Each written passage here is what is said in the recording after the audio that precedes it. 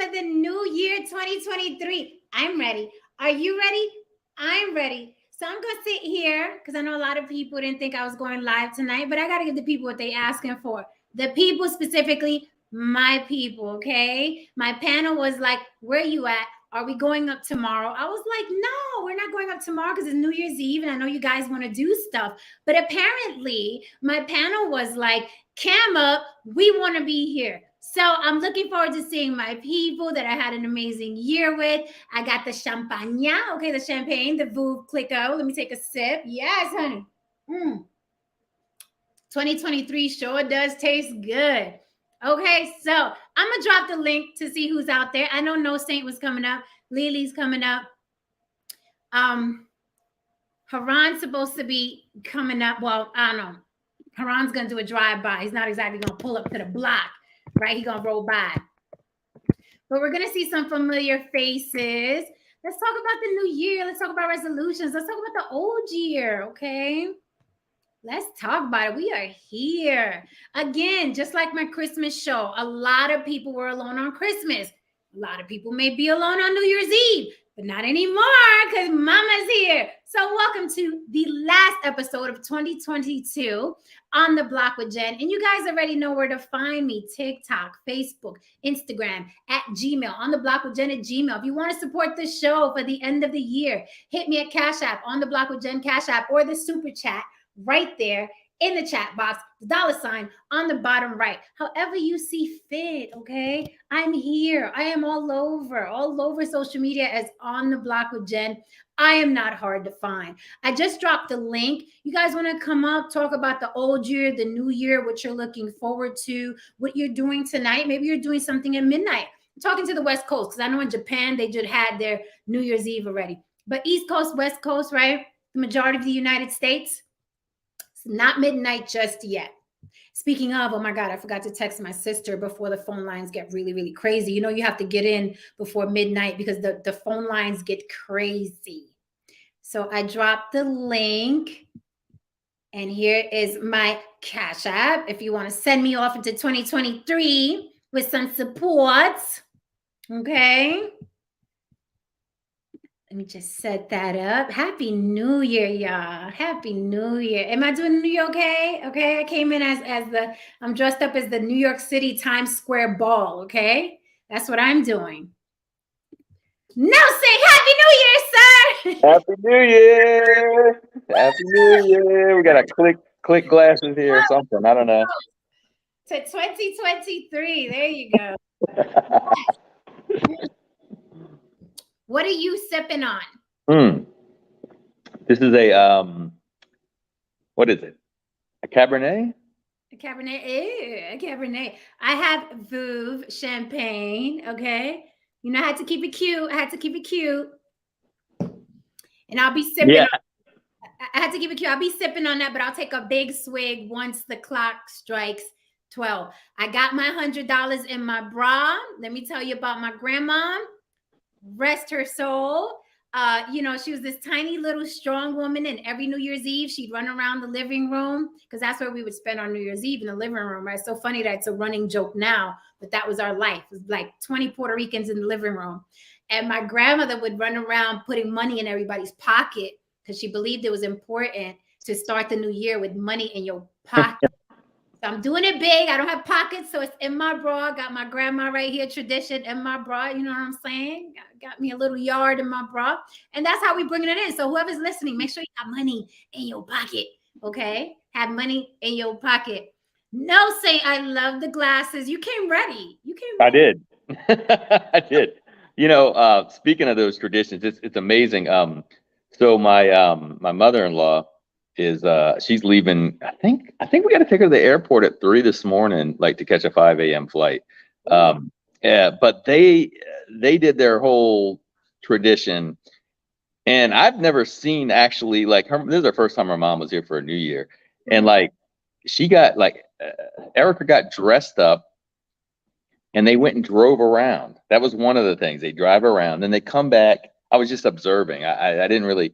They came back, and there's like they're sitting there and they're writing down stuff, and there's like grapes. They have grapes in the bowl, and I'm not sure. I haven't asked yet what the whole deal is, But I know like the grape has some significance to it. Like, I don't know if they eat a grape for everything they write down. I'm not sure, but it was pretty fascinating.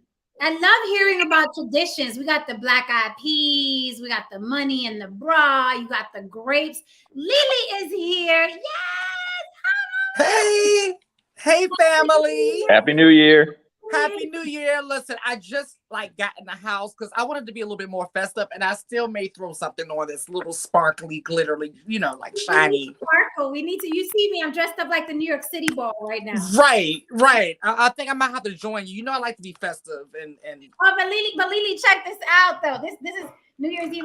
Check this out. Oh, true. That is. Ooh. Wait. Hold on. Let me get my. I live. That is the beauty. Like I said, there's a whole party up here. There's a whole party up here. Okay? Right. And what's up, No Saint? Hello. Happy New Year. Happy New Year. I know it's going down in Atlanta tonight. Well, no, this is no. If I was in Atlanta, it'd really be going down. But I am home, and I literally. So what's so crazy is, I usually, like I told you, I don't go out in New York during this night. It was, I guess, if it was in Times Square because it's empty. It's empty. Like once the train leaves, like Lower Manhattan and goes into Brooklyn. Maybe 3 people on there. It was like that hidden into. I was shocked. I thought it was gonna be a mess. It was like that hidden into town. And then, when I got to 14th Street, it looked like a Monday night, or like a cold Monday night. It's warm though. It's almost hot here. I was sweating it down. So I'm on 14th Street. Not that many people. And then I'm like, okay, I'm headed home. I know it's going to be a lot of people. Well, there was a lot of people when the train pulled up, but they all got out there. And that was it. I was pretty much on there with a few other people. That's interesting. You know what? I'm wondering if we're changing because, okay, first of all, last night I was like, I told y'all Happy New Year. Go out, do y'all have fun? But I was surprised at how many people were like, no, cam up. We'll be home. Everybody's going to be home. And I'm like, it's changing. Now, I don't know if that's, we're getting older. Or that's what I thought. The climate, but you said Times Square wasn't packed. Well, okay. No, I'm saying they must be in Times Square because the city, the city was just. And then even when the train pulled up and you could tell it was that crowd. It still wasn't crowded. Like Jen, you know how it used to be in this city. Yes. Like, come on. Yes, I've worked many a gig, and I had to walk through Times Square because New Year's Eve is a big money. Jesus, if you're in the industry, entertainment, like New Year's Eve is a big money night. So I always tried to work, on New Year's Eve, and I would get caught in that Times Square ball drop crowd, and you have to you're navigating that crowd is crazy, but the money is nice. It's worth it. Absolutely. So salute to all my girls and guys that are working tonight on New Year's Eve. Salute to y'all. Happy New Year's. Happy New Year, Tony. How are you? Oh, he's gone. How are you? Yo, how are you? You're right. Hey, what's up? We good. Happy New Year. Happy New Year. Listen, it's crazy over here, London's crazy. I mean, I'm out and about on the streets, about to go and visit someone.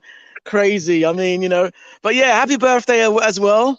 Thank you so much. I was gonna drop you a nice birthday tribute, but I didn't get on in time. So you know how it is. Okay. It's so the topic. The topic is what's the topic? Ruff. What? New Year. It is New Year. Huh? That is the topic. But we're gonna be talking about stuff that happened along the year and things like that. A couple things here. But it is all about the new year and what's on the horizon. Now, when is New Year? When does it strike New Year in London? It's done. Yeah, it's done. Oh, it's done already. Already. Happy New So Year. Everybody's out. So let me just stand here for a bit. I'm just saying. The main streets of South London, chilling for a bit. You know what I mean? Yeah. The mean streets. Yeah. Well, this part is quite affluent. This is Blackheath, which is quite affluent, but. Okay. Normally the other end is quite. Yes, You know what I mean? I've heard some parts Sorry, of I've got South London incoming can call. get. Let me call you. Let me in a bit, yeah? Jump back on. I've got incoming call. Jump back on. Sorry. All right, have a good one. Take care. You too, Tony. Yeah, I've heard some parts of South London can get real rough. Dodgy, as they say. Yeah, right. I'm headed over there in this upcoming year, and yeah, I'll be there. Yay! So it's funny when I hear people say like where they're from, where it's like, yo, it's dangerous, and I'm like, I grew up in the South Bronx. Like it's really, you know what I mean? Like in the 80s, and it was really, really bad. That was a whole different Bronx than what you. Right, it was like an island onto itself. It was like a fucking third world country. The Bronx was. It's kind of funny you say that. My 13-year-old came up to me today, and he's like saying, "Dad, what does it mean when someone says I'm from the Bronx?" I had to explain to him. You know, they try to tell you like I have a friend of mine. He said, I'm not built like that. I'm from East Rochester. You know, that's what it means. That they're from a tough part of town. You know. That's funny. Yeah, it's funny. It's almost like being from the Bronx is a fucking identity. It's weird. Yeah, it's no joke. And if you see it now, like South Bronx, like parts, because I used to live on when I first moved here, I was living on 149th and Prospect. And yeah. Oh, I was on 167 in Prospect. You've got to be kidding me. I am not. Well, Jen, they are building up. No, they even want to call it Sobro now. Yes. It's getting posh. Yes. It's out of control. There's gentrification going on. They want to call it Sobro. I was like, Sobro, yo mama, you know what I'm saying? It's like, we grew up in the South Bronx, and it was bad, like bad. And people are like, well, what do you mean it was bad? Like it was, no, I'm like, funerals as a teenager every other month. Okay, my friend and shit like that. Like it was bad. The gun violence was bad. The crack was bad. It was bad. It was bad. It wasn't just like, oh, you could get your chain snatched out there. No, it was bad.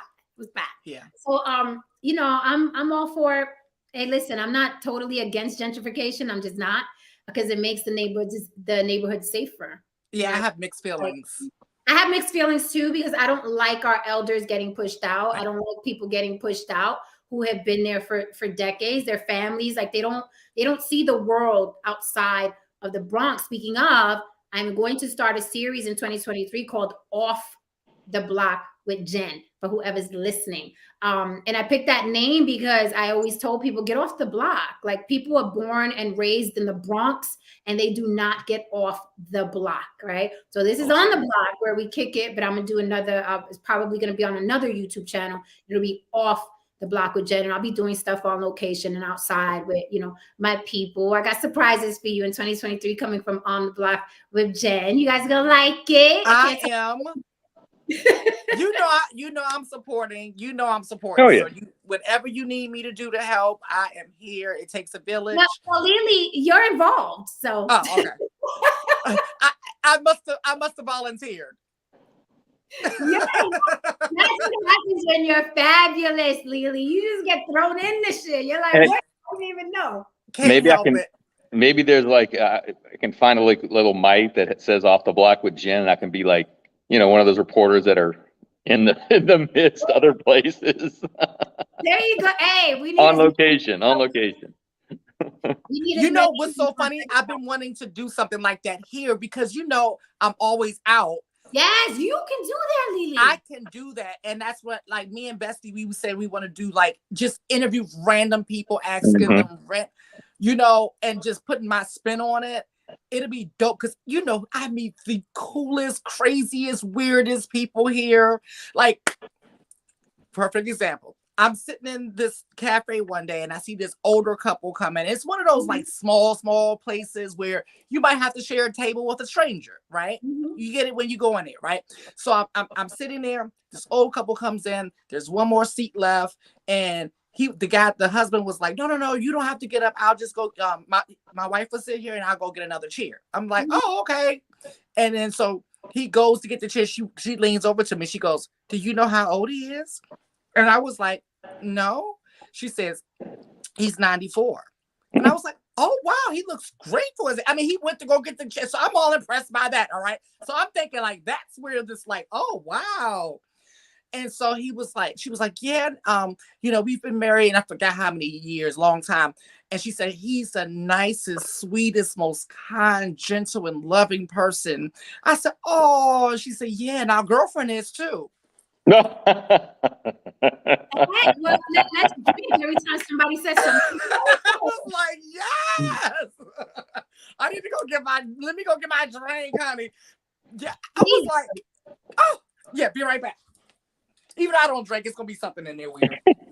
So speaking of 94, we lost Barbara Walters right before New Year's Eve. Yes. She I was gonna 93 years old. That is a life well lived, okay? Long, good, prosperous life, hell of a career. You can't really mourn that. You cannot really mourn that, right? I think when people lose their lives early, then you got to mourn. That's tragic. But a life well lived up to 93 years old, you know what I mean? Wealthy, famous, doing what you love. You have to celebrate that. She made it all the way to 93, doing what she loved. The point of being born and life is living as long as possible. Now, you let society tell you, or a bunch of, degenerates on social media, it's a bad thing to age, but it's actually the point of birth. The point of being born is to live as long as you possibly can. So many people didn't make it this year to the end of the year. So many people dying before age 50. So, you have to think about that. Like, the point is to live as long as possible, as happy as you can be. So salute to Barbara Walters, 93 years old, did what she loved to do. Legend. And made a great life from it. So salute to Barbara Walters. Yeah, we definitely have to salute that. And what I don't like is when people try to use age as like a read. Oh, you old. I'm like, that's not a read, bitch. That's a goal. Right. I think I don't know if I put it in your chat or not last night when it happened, because I couldn't get on. I didn't have a lot of time. But what's something you said that it reminded me of what Joan Rivers, I think, said one time, is when you get to that age, nobody really mourns, like, is sad about it. They're like, well, I mean, she was 94, or, she's old. She was older, but it's one of those, it's kind of crazy because it doesn't seem like that long ago she was on The View. I don't know when she got off The View, but time flies. Wow. I'm saying time flies. The next thing you know, you're like, oh wow, wow, she didn't know she was sick, and then you find out she's 94, and you're like, wow, that's a long time to live, Yeah, I remember her like her last year there. She started it was like her mind was slipping. Okay. Did you notice that? Okay. No, Yeah. I didn't. But I wasn't an avid watcher. Yeah. You didn't miss Hello. nothing. Simon, how are you, Simon? Happy New Year, sir. Hello. Oh, I'm so privileged to be on a panel with you guys. Lord Hello, God. Simon. Yay, Jen. Thank you. Welcome. What do you No do? say. Where do you get those glasses from? Wow. Traced it back. I'm sure they came from China somewhere, but Yeah, I need to get my whole game up, man. God damn, for 2024. I mean, it's a new year. I think it's kind of interesting. It's kind of it's nice, we've been able to sort of come out a bit more. Sure. It's been kind of hard, at the same time. Yo, Lil, I see your trainers and all your stock background. I wish I could provide that for my wife. I have a little shoe problem. Yeah, she does too. She does. Yeah, but it's all nice for the thank you, Jen, man. Your platform's amazing. If we could ever do sort of like a whole sort of montage of like what Jen has provided us for the last year, it would be amazing. You know what I mean? Listen, a lot of people have been asking me for that, and I am gonna get with an editor so we could do clips of all the fun, good, crazy times that we've had. I will be doing that in January, so it should be interesting. But thank you though for the compliment. I I appreciate that so much because, I've never grifted. I'm not a grifter. And, my following, my subscribers has been organic because we're having real conversations. We care about what we have to say. And even when we disagree vehemently, there's respect, and we always come around in the end. So you know what? That's your opinion. This is my opinion. But it's grown, it's sexy, it's mature. I'm very proud of it. I get a lot of flack because the trend of social media or YouTube is you're supposed to have millions of followers, or hundreds of thousands, or or you're not important. And I've always told people, fuck you. My subscription has been organic. These are real people up here. These are real stories. And I'm very, very, very proud of the people in the chat. Even in the beginning, when it was crazy, I removed certain people from my cipher. I left some people alone on YouTube. I even clicked do not recommend when I see those people pop up. I didn't want to be a part of that. I knew we had more to share and more to to give. And I was just like, I don't want to be a part of that. So leave me and my almost 4,000 subscribers. I am happy. I come here and I'm happy. This is not a chore. I love these people. I love the company. I love the conversations. So I'm cool. So I take that as a huge, huge compliment. I sincerely thank you. Because I get a lot of heat like, you got 3,000 subscribers. I was like, but I'm good though. You can't underestimate when someone feels good about where they are. Going back to what Lily said, what you said about like age, when people try to read you, like you're such and such age. I'm like, honey, I am happy. I'm beautiful. I got people that love me. I love people. I'm happy where I am. Now, if I wasn't, that's a different story. Right. That's different. Yeah. Right. But you have quality in your life. You have quality in your subscription, your subscribers. You have quality in like that. That comes with age and maturity when you can really understand that right there is the goal. Like that's the flex, to be like healthy, happy, and have quality in all of these areas in your life. That's the flex. And then the funny thing is that they don't realize how easy it would be for me to grift and have 57 followers in a month. Like I can literally do that. Like tomorrow I can start the most ratchet panel and content you've ever seen. I'm perfectly capable. I know marketing. I know ratchet. I'm from the South Bronx. I know the language it takes. I know the content it takes. I know the arguments it takes. I can literally flip to that tomorrow, and thousands of people would come to watch, but I don't want to. Yeah, you don't want. It's just because when you do that, you have to keep up that energy every night, and that's what I was talking about the other night. Like that's not how I want to make my money. Like, it needs to be because look, I have the ratchet. Okay, let's not get that twisted. You get what I'm saying? But it's like, what part of me do I want to put out mostly and consistently? Because I tell people like, when you look at my social media presence, it's a small piece of me, but it's all me. There's nothing phony. There's nothing fake. There's nothing made up. It's all me. But I'm very conscious about what part of me I share with the world because I'm gonna have to keep that shit up. And I'm not gonna be able to keep up a fraud. I can't do it. I mean, I've been there before. That's a big part of my story. So that's why I can't do that. So kudos to those who do it. You and I see it. We recognize it. We know the game. And we respect it. We get it. We get it. It's like no big deal.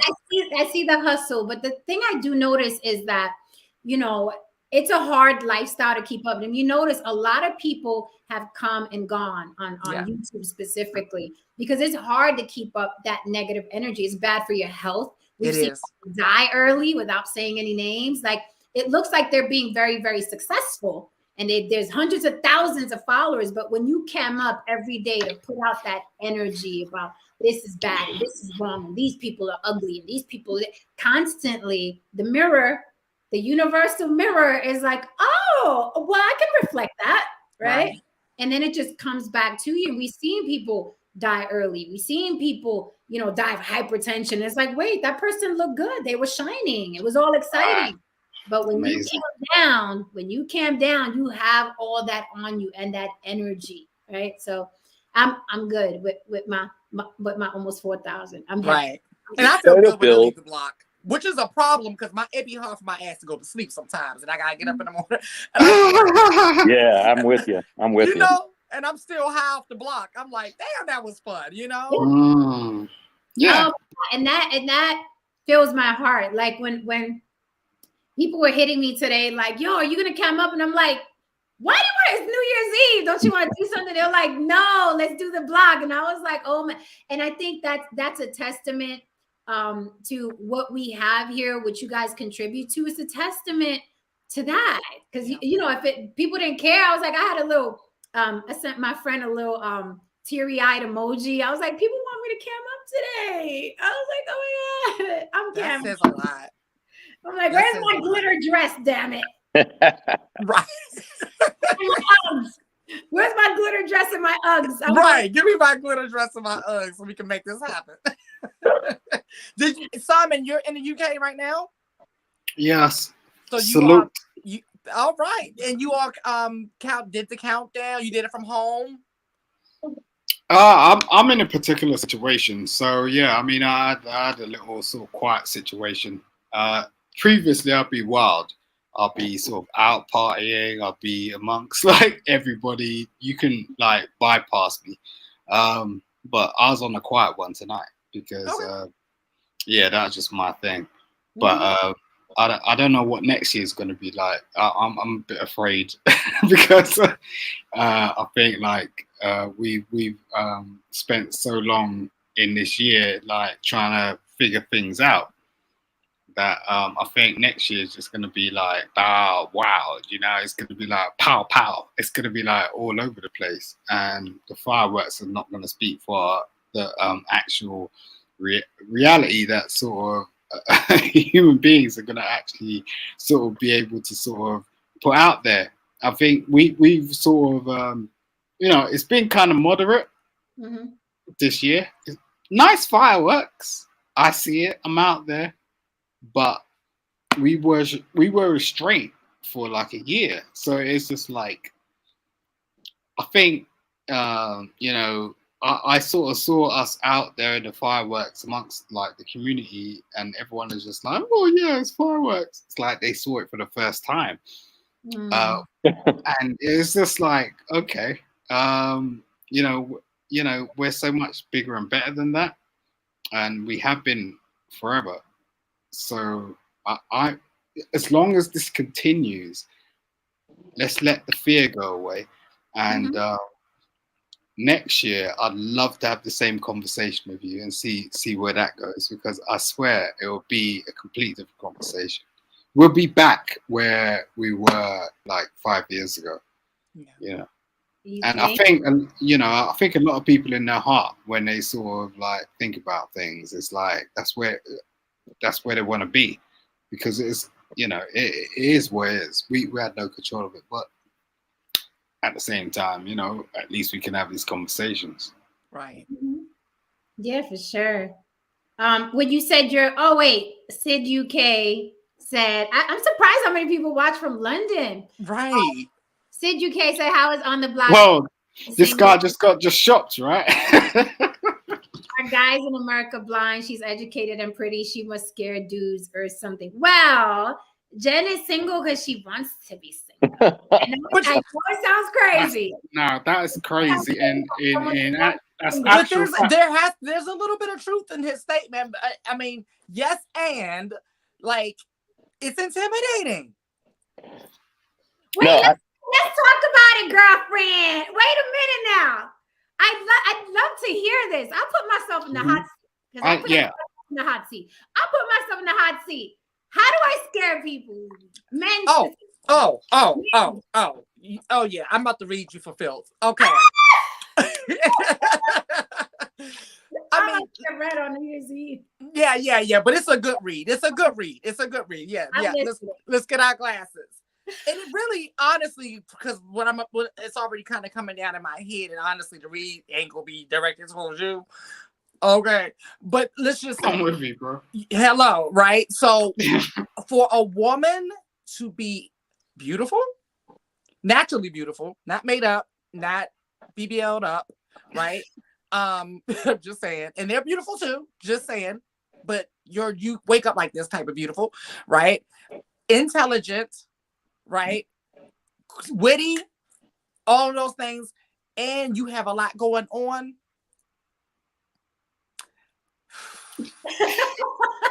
A lot of them can't take it, boo.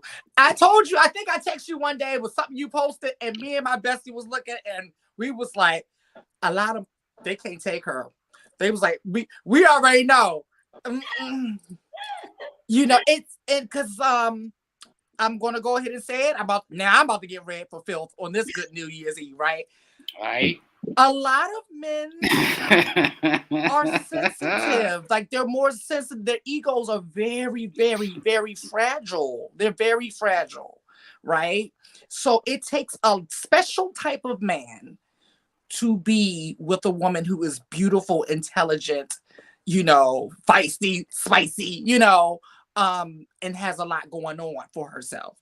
Because then they're wondering, well, what am I going to do to kind of stand out? What am I bringing to? They're really going to ask, what am I bringing to the table? You know, they'll mask it and all these other things like, you know, they always say these things.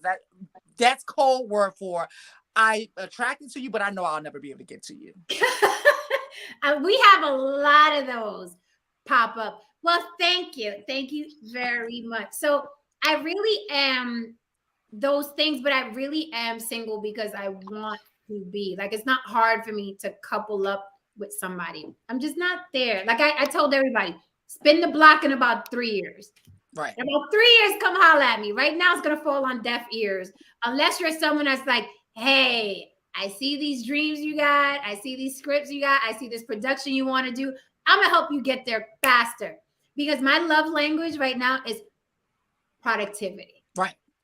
It is not gifts. It is not sex. It is not affection. It is productivity. Right. So, are you telling me, Jen, right? If some hot dude came around your way and he didn't have any of that productivity and he didn't know anything about your situation and he didn't know anything about your industry, he was just hot. You're just gonna let him go? I'm gonna definitely let him go. Really? Definitely let him go. I've done that. I've done hot. Right. I've been where you're at like a few times in my career, Jen, and like I relate. I believe you because when the door is closed and I'm not taking any applications, there's not an act of Congress that's going to change my mind unless you're coming with that thing. Because, and I was like you too, because I'm like, okay, I'm super hyper focused on building. If you cannot contribute toward that dream, there's no room for you. This is really interesting. So Jen, when did you start thinking like this? A year ago. Was it around 37? Oh, a year ago. Okay, cool. A year ago. A year ago. I want to get in this in a second. Thank you, No Saint. Thank you. 2023. Actually, December of last year was when I was like, okay, I'm really gonna pick it up and you know what I mean, focus on what I want. Like I'm having a little tinkle. Don't blast me for it and say I'm anything. I'm just a little one. We're all drinking tonight. By the end of this, we're all gonna be tipsy. Like, no, yeah, but that's what it is. But I think it's a foreign idea because relationships are pushed so much on society, and if you're not a couple, something must be wrong with you, that it's foreign to people that someone can be attractive and single. Like I could literally throw a rock and get with a guy and hang out in a relationship, but then I promise you I'm going to be sitting there like, I should be writing something, I should be making a phone call, I should be talking to this producer, I should be, you know what I mean? That's what I would be like in a relationship. That's why I wouldn't be good for a relationship. He's gonna feel neglected because men like attention. Don't stop the press, okay? But then you're getting with the wrong guy. I mean, like if I was with you, I'd be like, and you're talking to me about a producer, I'd be like, I know that producer. Maybe we can hook some shit up. But she said that's what she's talking about. She said that's her only exception. If you could help her reach those goals a little quicker, then there's room for you. Quicker. That's no. Yeah, but that makes total sense. Because you're gonna hit her. So wait, okay. So what are we doing? What are we doing? Are we just getting together with people that we find attractive based on nothing, or nothing like in terms of what we want to aspire to? Because then it makes no sense. Oh, it makes a lot of sense. That's very sexy. Productivity is hot. Yeah. So you're just gonna hook up with some guy that works in Starbucks. No. But yet you're an actress that works in Hollywood. How is that person going to relate to what how do doing? we get to hooking up with the Starbucks guy? How do we get here? I'm confused. You do know she doesn't even go on coffee dates, right? Right. It doesn't matter what kind of date you're going on. She wouldn't even be at a Starbucks. She doesn't like coffee. We had this whole right. So we had this whole mandate conversation with Kevin Samuels about the fact that men can like be this and women are hypergamous, right? Yes. So where we can turn around, just hook up with a girl in McDonald's, and women can't do that. Versus. But when you get a woman like Jen, like she's successful, okay? So she's got a successful career. She's doing successful things. What kind of man can she be with? Now, who do you look towards? Do you look towards like a Kevin Hart, or do you look towards the guy who's in McDonald's? Because there are guys that are in McDonald's that may not sort of figure out, okay, because I did this. This is when my whole marriage went sort of like down. You know, I was in a 10-year marriage, okay, and I purposefully went with a woman that didn't know where I was from, what I was doing, because I didn't want that. I didn't want her understanding my celebrity. So I was just like, okay, I'm gonna go to Africa. It was like crazy, but the end game was bad. But you need to have a level sort of playing field. So it's like, who do you go for? Because you're really in control. Jen's really in control at this point. Like, because there are men out here okay, I got don't you. understand what that is. They don't understand what I got your question. and they need to understand. Oh, hey, I got your question. Great question. I got your question. Great question. But here's the thing. Again, you're still speaking under the premise that Jen is looking for somebody. I'm not looking for anybody. I have the luxury of like not dating at all. And then when I decide to date, there'll be a plethora of men. Right? Yeah, so, I wasn't thinking like that. I wasn't. Starbucks, I'm not looking. It's funny. Thank you for the super chat, Don Levon. Don Levon said 3 years. Damn, I can't wait that long. If you can't wait that long, pick my phone and say, Jen, I got a stack for you. I got 10K because I have a project coming up in July. Don Levon has an end though, and we know what it is. If the society collapses, he'll be able to feed you, keep you warm. The farm, yeah. Okay, he has. Listen, I'm not mad. I am not mad. He claims he has a Southern accent. I like that. But hit my phone and be like, I got 10K for you. I hear you have. It'll be too late. Electricity goes out, society collapses. I have 10K for this project you got coming up in July that you need a budget for. I have a project coming up in July. There will be no cell phones. You signed that agreement. If you cannot help me with that, I don't hear anything you're saying and I don't see you. Right? Anyone listening, my love language now is productivity. Are you going to help me get from A to B? If not, then I have to go and stay focused so I can get there on my own with my people. What's this guy there? Justin! Oh my Lord. Mystery man. Hello. I was about to say, you can do better than a black box on New Year's Eve. Oh no! I thought I set up the thing. See, when you do clownery, the clown comes back to bite. That's it. We found it.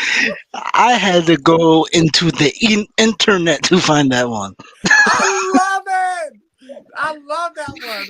See, when you do No. clownery, Oh my the God. clown comes back to bite. It does. Hey, it does. People better listen to that. Pay attention. Pay attention. Now, what Oh, scam wow. is Simon running tonight? What scam is he running? No, stop, Tristan, please. He's Come on. yes, Donovan. Yes, yes. We're talking about Barbara Waters. Come on, stop. No, we're not. I love what Donovan said. Dating with a purpose. Right now, I wouldn't date for butterflies. I wouldn't See- date for chocolates. It has to be a purpose. It has to. It's grind time. It is fucking grind time. It's 2023. I got a lot of shit I want. It's fucking grind. I don't need butterflies or chocolates. I need. What would it take for you to date, Joe? I just said it. She just said it. Yeah, You know, it's Simon. He No. he needs a No, week no, to no, process. No, I'll tell you something. This is what happens at a date. Like a woman will turn around and talk, and a man will be like, "What did you just say?" and also you're admitting men don't listen. Right. Yes, Thanks yes, for this the is a fact. honesty. I don't listen at all. This is a Right. fact. I Like, curse you you, get- Queen. I curse Like you. if I'm not looking at you, there's a great 97% chance I'm not listening. Mm-hmm. So what would you listen to, Tristan? What would you listen to? I have no idea what the topic is. What I would listen to is if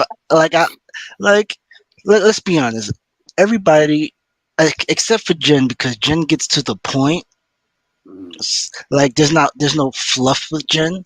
But when people talk, it's like this. I'm like, this one girl was talking to me the other day, and I'm like, see, this is what I call, oh, so the waiter gave me a cup of ice with no water kind of conversation. I'm like, what the fuck is this? Like, if it's irrelevant, if I feel like you don't need to tell me that the waiter didn't give you, water with your cup of ice, I don't think it's a relevant conversation.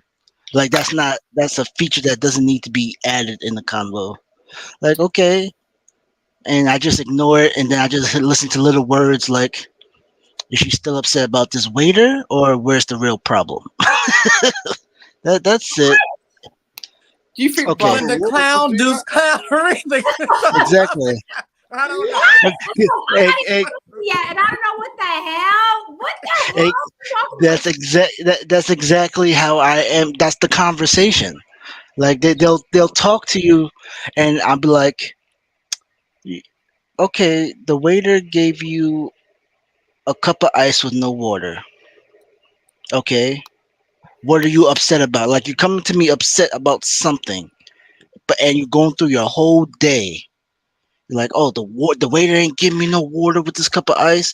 I said, and then Sarah at HR. Okay, the problem is with Sarah at HR. Get there instead of wasting my 20 minutes talking about this waiter.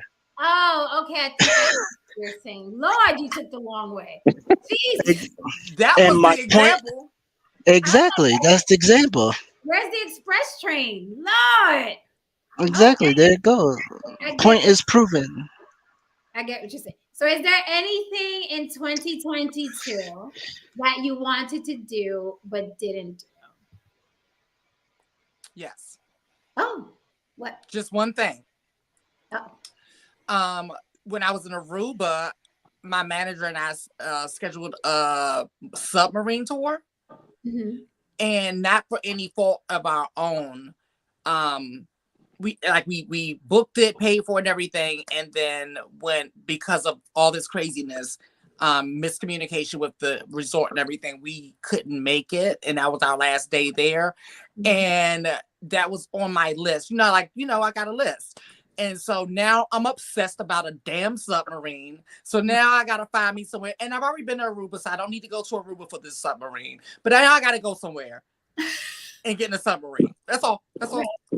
Oh, okay. I'm like Aruba. Okay. Yeah, it was fun. I'll give you the full story behind the scenes, but I went with a very, very, very, very famous friend of mine, and it was a great time. And it was that. I give you behind the scenes, but it was a good time. Okay. Yeah. No Saint. Anything you wanted to do in the 2022 you didn't get to do? What's up, Raymond Harrison? Ye- Happy New Year. Yeah. I do want to say, yeah, I do have some things I'm gonna try to do. Quite a few things, and actually, I'm feeling pretty good. The whole change the new year and making plans for the new year. Actually, I find has a positive effect because you do start to reflect on things that you haven't done or things that you need to do better. I'm definitely gonna I'm going to get out a little more with friends. A lot of stuff. Your show, I've spoken with my sister, because there's times you can get stagnant, and I've been in I can't say I've been in I'm not one that gets into a deep depression, but I have been kind of in a down for a while, probably since COVID, when you lose touch with everybody and became stagnant. So that's one thing. I definitely want to start.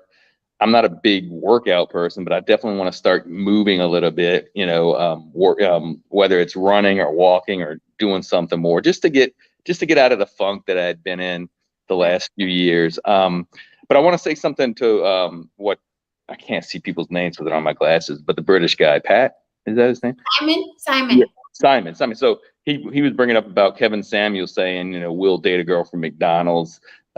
That's an Eddie. He lifted that from Eddie Murphy. That's an Eddie Murphy thing that he talked about like 25, 30 years ago. So Kevin said, enlighten us. What did Eddie say? He said exactly that. He said that you go into a McDonald's, and if you're going to a McDonald's, it doesn't matter what the girl behind the, I'm not Eddie Murphy, so the joke's not set up, but it doesn't matter what she looks like, you're trying to hit her up. But if you're behind McDonald's, you have no chance of getting that same girl. Basically, that's in a gist, that's what he said Kevin Samuel said, but that was something Eddie Murphy said a long time ago. Interesting. But, I'm not surprised that a lot of those, ideas are recycled on social media. I'm not surprised at all. I would say for me, what I wish I did in 2022 that I didn't do, probably get out a lot more, because I'm a person that likes to experience different things. I live vicariously through some of my friends. Lily, you're one of them. Like when I see you out there spinning around and walking and you're in different countries, like I'm like, I really want to do more traveling. I plan to do that in 2023. But I want to do more traveling. I want to appreciate the gym more. Full disclosure, I hate going to the gym. Like I go 3 times a week, and people think it's easy. It's not easy. Don't believe the highlight reel on Instagram. I tell people all the time, do not believe people's highlight reel. It is fucking hard. I grew up in a very fitness family. My dad was a bodybuilder. My cousin was a professional bodybuilder, competitive. My brother, Golden Gloves, boxing. My nephew, also competitive. So I'm genetically like this. And people think I work out all the time. I do not. Okay. But I did start a gym membership where I was going 3 times a day, and I fucking hate it. And people think I'm like this, yay, go gym. I'm like, no, I have to talk myself into going to the gym those 3 times a week. It is not fucking easy. I'd rather do anything than be at the fucking gym. So I just want to encourage people. It's not easy. You really have to talk yourself into it, but I promise you, after you do it, like, you do feel accomplished. You feel like, yes, I fucking, one day at a time, one session at a time, one gym day at a time. That's how I view it. And I thought it was like, people say, after 21 days, you grow a habit and then you permanently do it. That's bullshit. Okay. That's bullshit.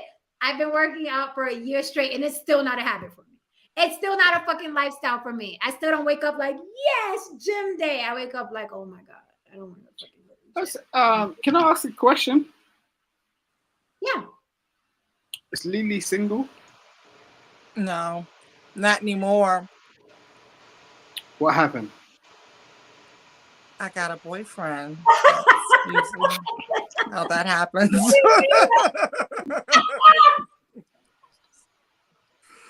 What happened? Oh my Lord, I'm about to have a heart attack. I'm sorry.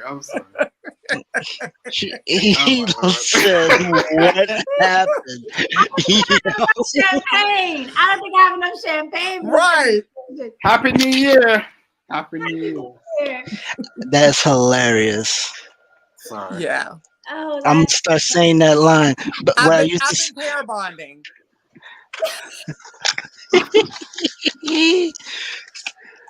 wait, where I used to tell this lady, like this lady was married, right? And she was like this, I am married. I'm like, oh, so you mean you need a boyfriend then? Listen, if I'm gonna shoot my shot, I'm gonna shoot my shot. That's, that's Overtime. what stuff like that. I have to edit. Like stuff like that, I have to edit. Like how everybody just got quiet. Yes, get in where you fit in, Tristan. Not the pair bonding. Ever since Glenn said that on the damn panel, I mean, it's been like that is a goal That's for like one of the highlights 2023. of 2022 for me. Pair bonding was the yeah, best. pair bonding. You know you can't pair bond. Because I wasn't on that first episode where it came up, and I listened to it the following morning, and I was in here crying, laughing that morning. It like set up the tone for my day. I was loving it. Glenn is all about the pair bonding. Whether you That's the new accountability argument. You don't know what it means, but they're just gonna say it like it means something. right. I'm like the pair bonding. Wow. When I I'm start glad dating, you then I'm shared gonna that. ask the guy, can he pair bond? Right. I'm glad So, you shared that about the gym, Jen. Huh? I'm glad you shared that about the gym because a lot of times people look at certain things we do and we make it look easy. And I always try to tell people it's not. This is work. This is discipline. This is consistency, and all of those things like require you to be an adult, and which I don't feel like doing ever. Hey, who wants an adult? What? Ew. Like never down for that, you know. So Do you know that it's an actual trend, like in terms of business? If you own a gym, that they expect you to actually come in January because you overate at Christmas time. Do you know that's a thing? You said if you own a gym? Yeah. So if you own a gym, right? Mm-hmm. They actually expect you to come in January after Christmas because everyone's overindulgent, right? It's like, oh, there's this merry festive situation and everyone's sort of, that's why the supermarkets are banged out and all that. Yeah, I see you, bro. I'm here. I'm just saying, I've got to put it to my black people, but just give me a second. I'm going to do it in a delicate way, right? Hey, right, let's just go back. I just need to backtrack. Mm-hmm. You know, like in January, that's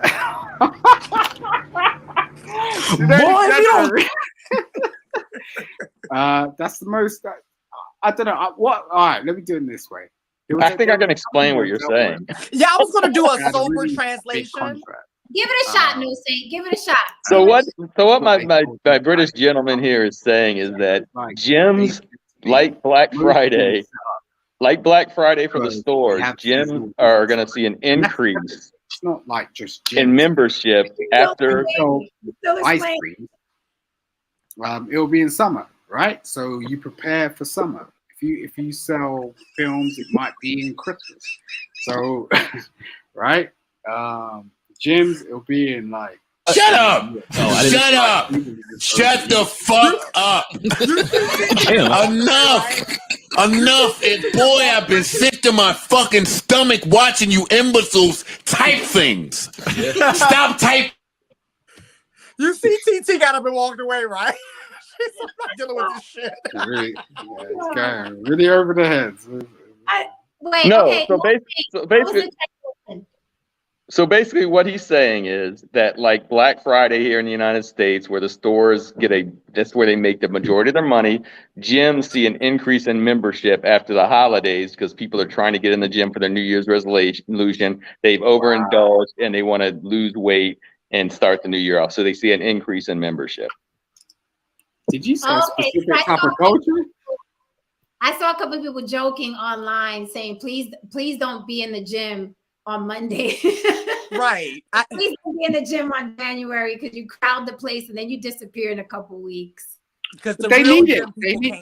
They need the gym. I mean, that's why the gym's there, right? They need the gym because it's like they overindulge, and that's just natural. Okay. I need to get another glass of wine. Hold on. Yeah.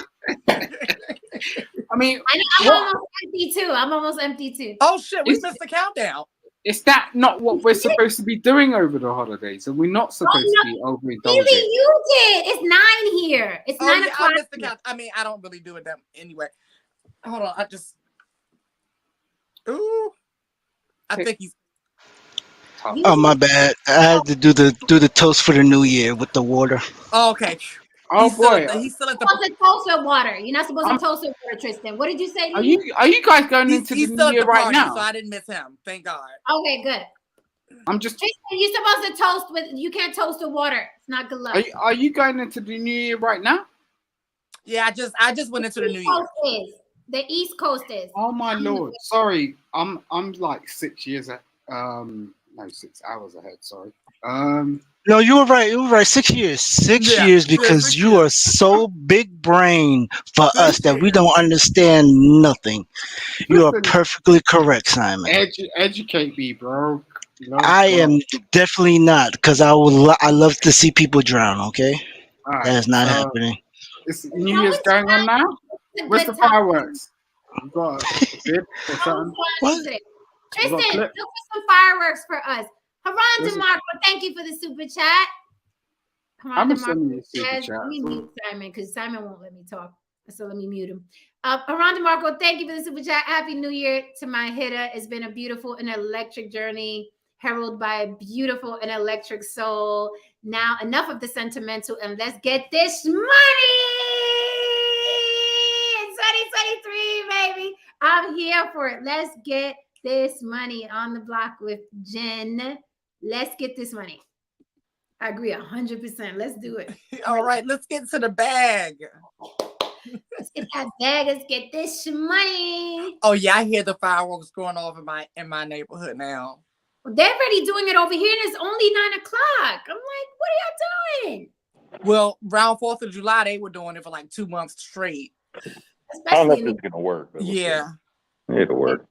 My glasses. especially in New York. Yeah, I love it, No Saint. We need somebody on here with the glasses and the hat. I wish I would have went to Party City and got balloons and stuff. I didn't go to parties and get balloons. Last year I had balloons. I need balloons. It's okay. It's okay. Okay. I I'm know. glad, I glad you're didn't. wearing that. Another thing I want to say about my New Year's resolution, it's crazy with my mom. She's 78 years old, and she marches with there's different marching groups that for parades, and we have a lot of parades here. And she's done more since my dad passed away. She got her degree last year, her bachelor's degree at 77. And she marches in these parades. It's crazy. I mean, some of you have been in New Orleans. It's really crazy the amount of parades and the amount of dance groups they have. And it's like she's amazing, but it fools you into thinking she's going to be here a long time. Yeah. And so I always think, and you don't see your own parents as old as maybe they are. And my mom is very active, and very living life. So I got to make it a point to definitely see her more often because we don't live that far apart, so that's something else I want to do. No Saint. You don't live that far apart. You better get over there. Yeah. Have tea with mama. But the great news is she's going with my my middle son, my 15-year-old, to Europe on a school trip this right after school ends. So she's going over to Europe with him. So She's my kind of girl. yeah, she is. So I'm telling you, she doesn't look as old as she is, and that's another thing that fools you. She doesn't. She's very young, a young 77, I guess. That's my grandmother. My grandmother be 86 in a couple of months, and if you met her, you would call me every liar in the book. Right. She's super active. She's fashionable. She's fun. She's funny. That's my hangout partner. Me and her, like, that's my key. We tell each other secrets. Like, that's my girl. And it's the same thing. I have the same thing that you feel. I always, like, it hit me every now and then, like, oh my God, like, she is not going to be here forever, but it feels like it. I'm like, yes. Okay. So let me enjoy every single moment, every single conversation. And she's got, always has the latest iPhone. She's all on social media. Oh yes. I get on Facebook and I see this big old picture of me on there. I'm like, I didn't post that. And I'm like, Grandma, I'm like, where did you even get this picture from? Like, That's who funny. told you how to download it and upload it? And I'm just like, Yo, Yeah. Lily. I Lily. lost my grandma. But I got her tradition. She was like, yes. don't let the new year hit you and you got money in your pocket. So I was like, Grandma, here you grandma. Let me borrow that $100. Oh, let me go get. Oh, well, it hit me. Oh, it's some money Can in I my ask other. you In a my question? pocket. It's still New Year's Eve. Make sure. Yes, death sucks. It And- sucks. And one more shout out. My mom also gives French Quarter tours. Crazy, Oh, right? she No. is active, and I love it. Explain that, bro. Explain that. Wait, you're in New Orleans? Yeah. My daughter is in New Orleans. Really? What's she doing here? Her man is military. He's in the military. Oh, I probably work where he's at, I imagine. Really? So I have to go down there eventually. So we may be able to meet All right. in person. We'll have coffee date. No, say. You know what's interesting? Jen came at us because men don't listen. No Saint said he's been living in New Orleans for over a year Right. on this panel. It's hard to keep track of all the children. He knows what's going on. It's a lot of children. It's hard to keep But- track of all the children. But to Simon, the French Quarter, I don't know how much you know about New Orleans. There's a area called the French Quarter, and she gives it's the French and the Spanish architecture and everything, and she does tours. It's when Spain and France Yo, owned hit me up with your email, and I'll get on that tour. You know All what's right. funny? That's I'll why put it they in- No, seriously. That's why I'll put it in the chat.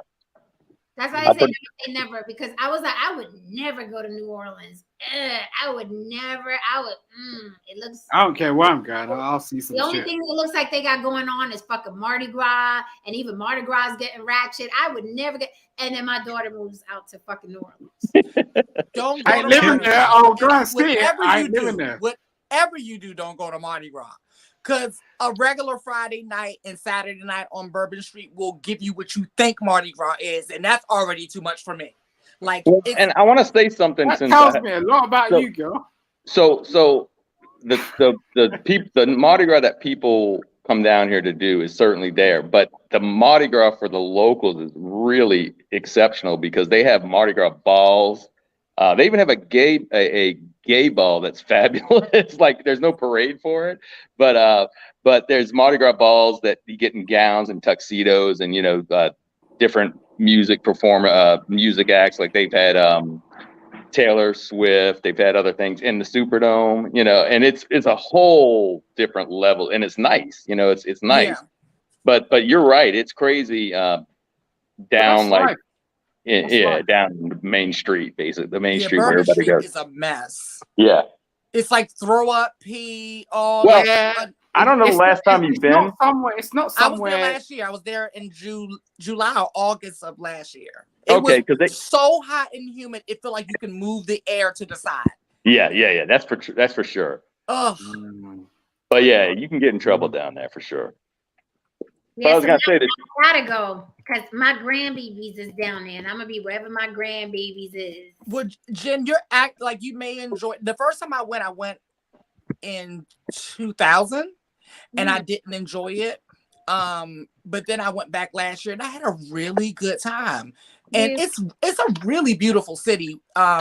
If you get away from the touristy stuff and do the local stuff is way better than the touristy stuff. Way better. And the food, oh my God. See, Now, I don't like the food because I'm not into spicy. I don't know about gumbo. I hate crawfish. I hate any creepy crawly. So I didn't even think I'd like the cuisine. Oh, Tristan, man, back me up, man. Come on, dude. You know what it's like out here. What? Now I gotta go. Now I have no choice. I have to go to New Orleans. Hey, you know that Nicolas Cage has in one of these famous cemeteries outside the French Quarter. He has a tomb there that he's going to be in, and it's shaped like the pyramid from his movie. What's the movie he was in? The pyramid with the eye, with the Egyptian pyramid with the eye. He's got a tomb. You can see the tip of it. He's actually got that's where he's going to be buried. And he had. What's that? Is he from New Orleans? No. And because they do a lot of movies down here too, Yeah, they right? do. They do a lot of movies, so like Atlanta and other Yeah, it's places. like They do Atlanta. yeah. And another thing is he owned the house. What was that lady's name?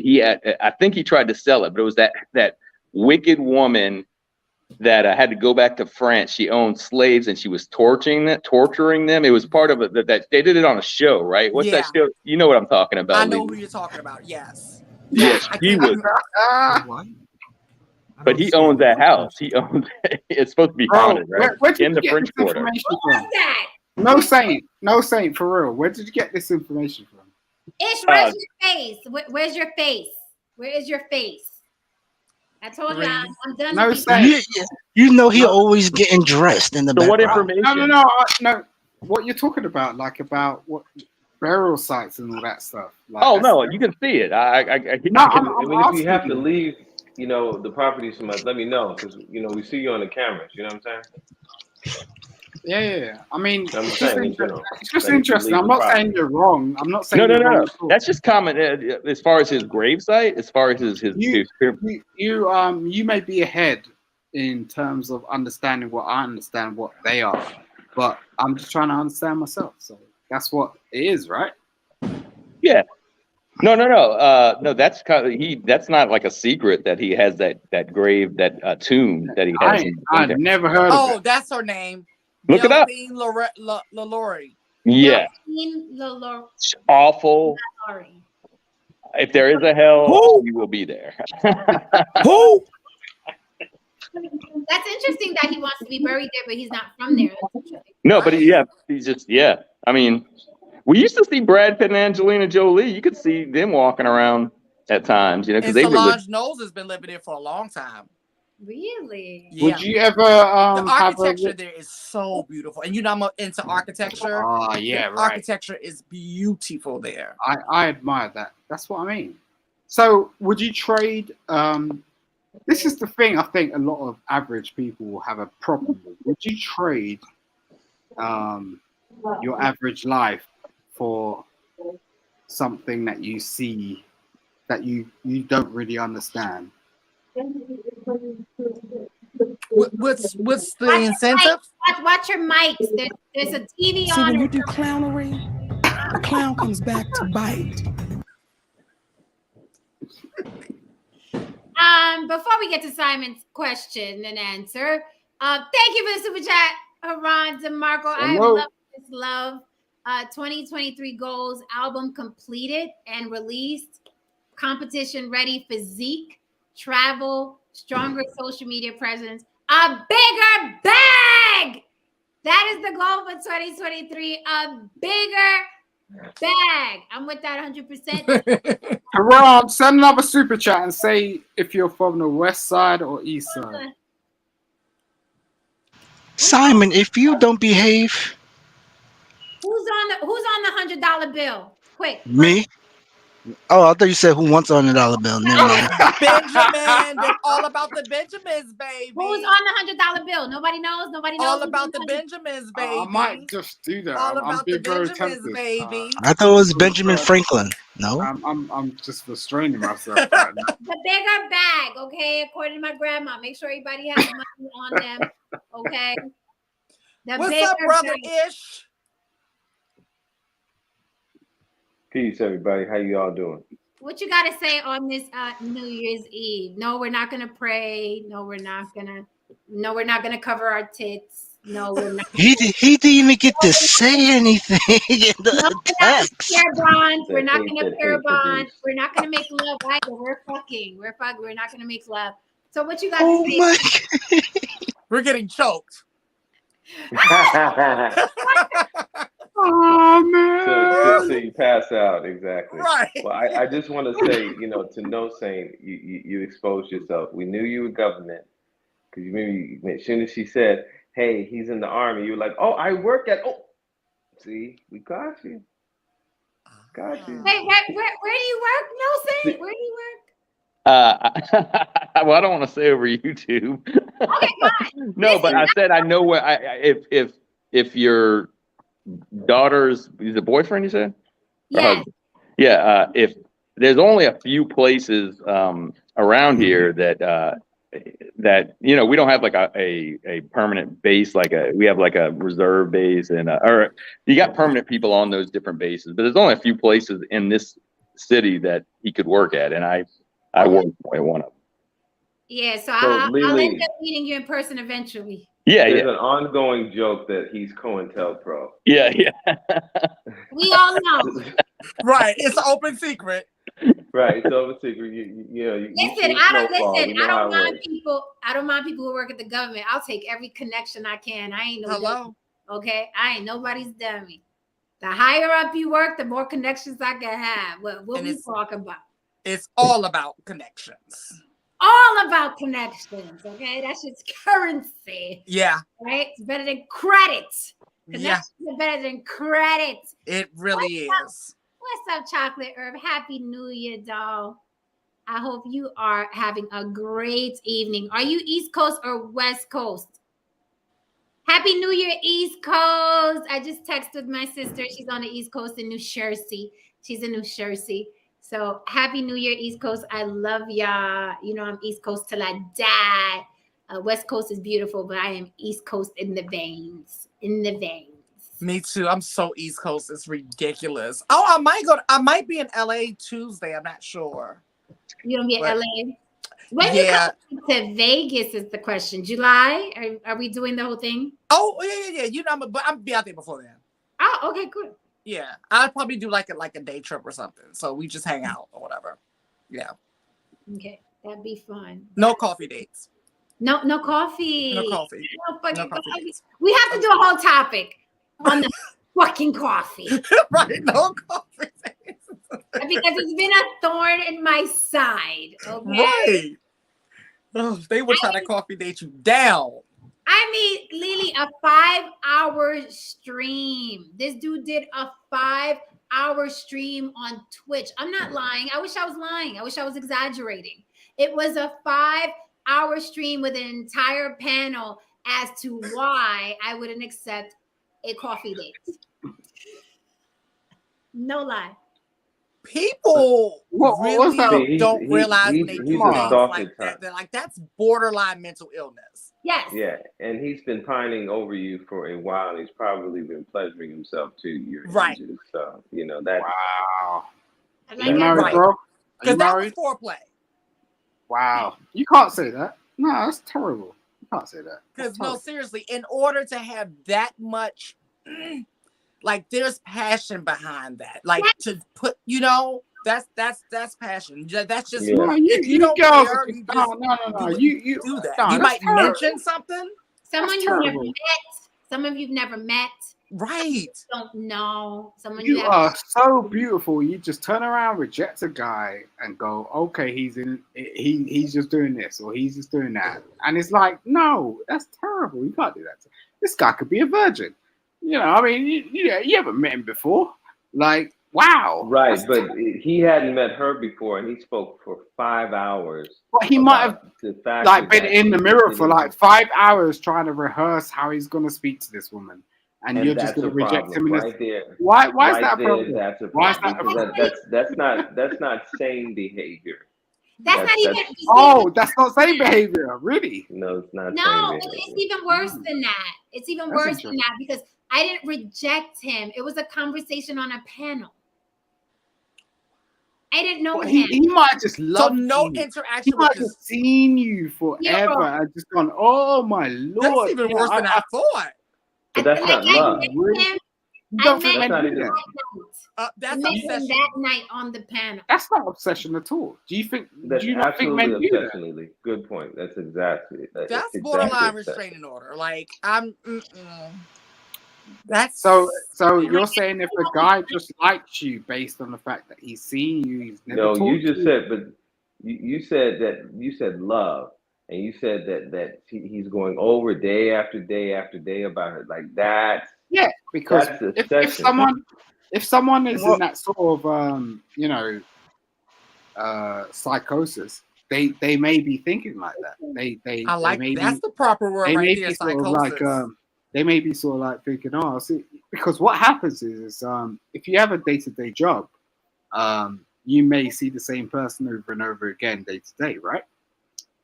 Because you may like do the same job, and it's just like, oh, at 8 a.m. I rock up at this. So they may see the same person, and then they may become attracted to them regularly. You have experience with this?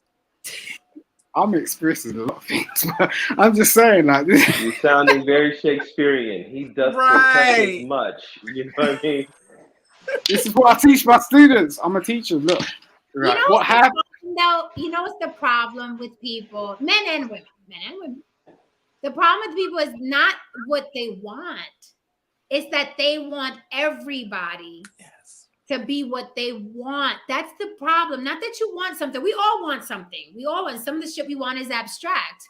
But the problem with people is that they want everybody to be what they want. Jen doesn't do coffee dates, but there are a plethora, a myriad, countless women, okay, that would go on water dates with you with a paper cup. Right. With a paper cup. Right. So you need to focus, all you coffee date guys, you need to focus on the girl that loves Starbucks. Your target audience. Hello. Marketing 101. Right. Instead of going to the club or on the block with Jen, go to Starbucks and just hang out there. And the more that you're there, you're the regular, and then everybody gets to know you, and you'll see that one woman that walks through the door. That's a perfect idea. Yeah, that's what Simon was saying. That's what Simon was saying. Perfect idea. Shout out to No Saint, man.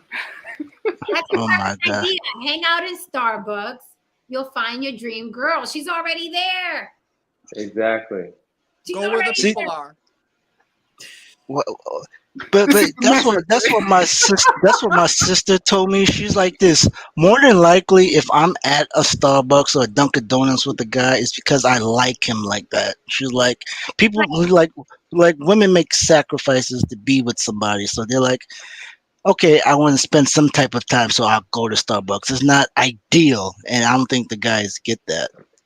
And that's after. Here's the thing. That's after. Once I'm in a relationship with somebody, right? Of course, let's go grab some cocoa. Right. Let's go grab some cocoa. Let's not spend no money tonight. Let's go for a walk in the park. After, but it's like guys don't even let you like them. They're offering up front a cup of coffee. It's just gonna get worse after that.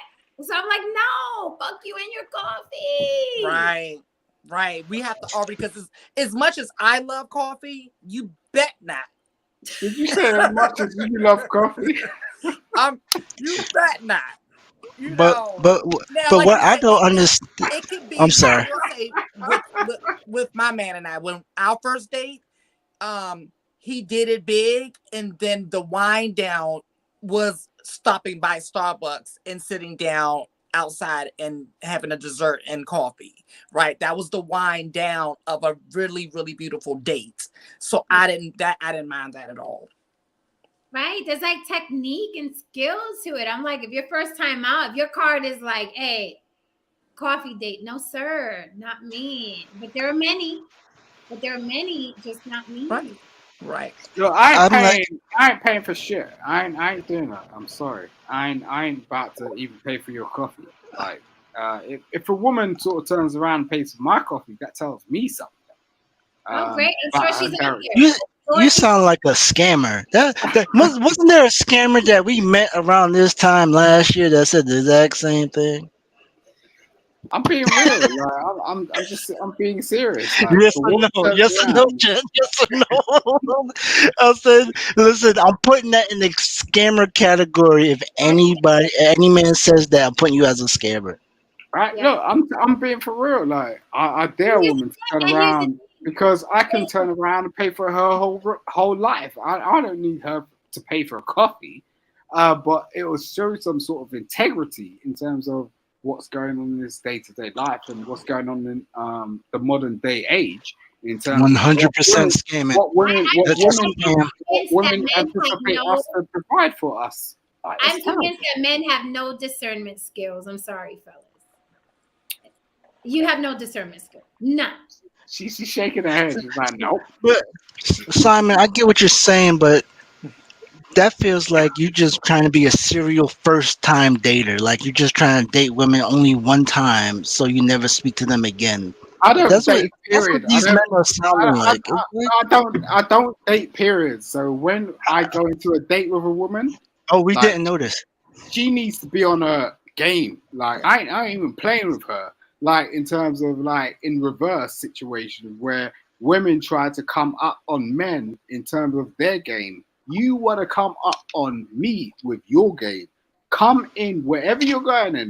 If I'm going to set up, if you're going to set up, whatever it is, we're going to sit down. It might be the plush restaurant. I can provide that. Whatever. Don't come to me with. But what do you mean? Here and there. Come up. Is he English? Are you English, bro? Yes, you guys are both my. Yes, my brother. Big up, big up. You know what's going on. We don't play that. I shit. do know, my brother. I do. We don't play that. Where you from, bro? Where you from? London. Yes, bro. Yes. What part are you from? West, East? Yeah, big up, my brother. Big up, big up. He's from the bro. West. Where Okay. are you from, Mr. T? Me? I'm East and South. I'm in South at the moment, and I'm in East as well. So, but I'm in South. I'm based in South at the moment. Bless my brother. Blood clot. Yeah, you know how we do, bro. You know how we do. Another place. Another clot. Listen, brethren. The thing is, yeah, my brother. The difference is, yeah, over here, yeah, The coffee dating is a lot. Yeah, I've entered the chat. sorry, you're funny. No. Trumpets have entered the chat. Where are you wrap this place up, yeah? We don't rap. Listen. The coffee thing over here, yeah, it works. Like Westbourne Park, Notting Hill Gate, Kensington, they're all on that coffee vibe. You know what I mean? Am I right, my brother? Yeah. There you go. So you meet a ting now, yeah. Sorry, my American people, hold on a second, yeah. So you meet a ting now, my brother, yeah. You take it to one of them like places. If Jen's okay with it, if Jen's okay with it. Sorry, Jen. Etiquette. Jen, can me and the English brother? We got to represent. We're kings, right? So yeah. Yeah. What in America? Yeah, I think it's different because they're talking about Starbucks and that. But over here, like say a brother like me and you now, Jen's gone, you know. No, I'm talking to Tristan's always on the Michael Jackson thing. No. What it is for us English dudes, yeah, the coffee thing is a big thing. Like certain coffee, they're quite affluent and they're quite expensive. That's the difference. And when them classy girls, you know, them wealthy, rich, Notting Hill Gate girl and Westbourne Park girl, the rich ones, they love that. Like to chat to a brother like. Black book things. all of that. So yeah, you know what I mean. The whole point I'm making is that you know, I think it's a cultural thing. Like look at Amsterdam, coffee shops in Amsterdam, coffee shops in Paris. You know, but coffee shops are big here as well. We don't just have Starbucks. As a matter of fact, real coffee drinkers don't drink Starbucks. Like we have a ton of nice coffee shops the way you're describing. Jen and I are just saying that we're the type of ladies that don't do coffee dates on the first date. That's because the thing is you're setting the bar here, right?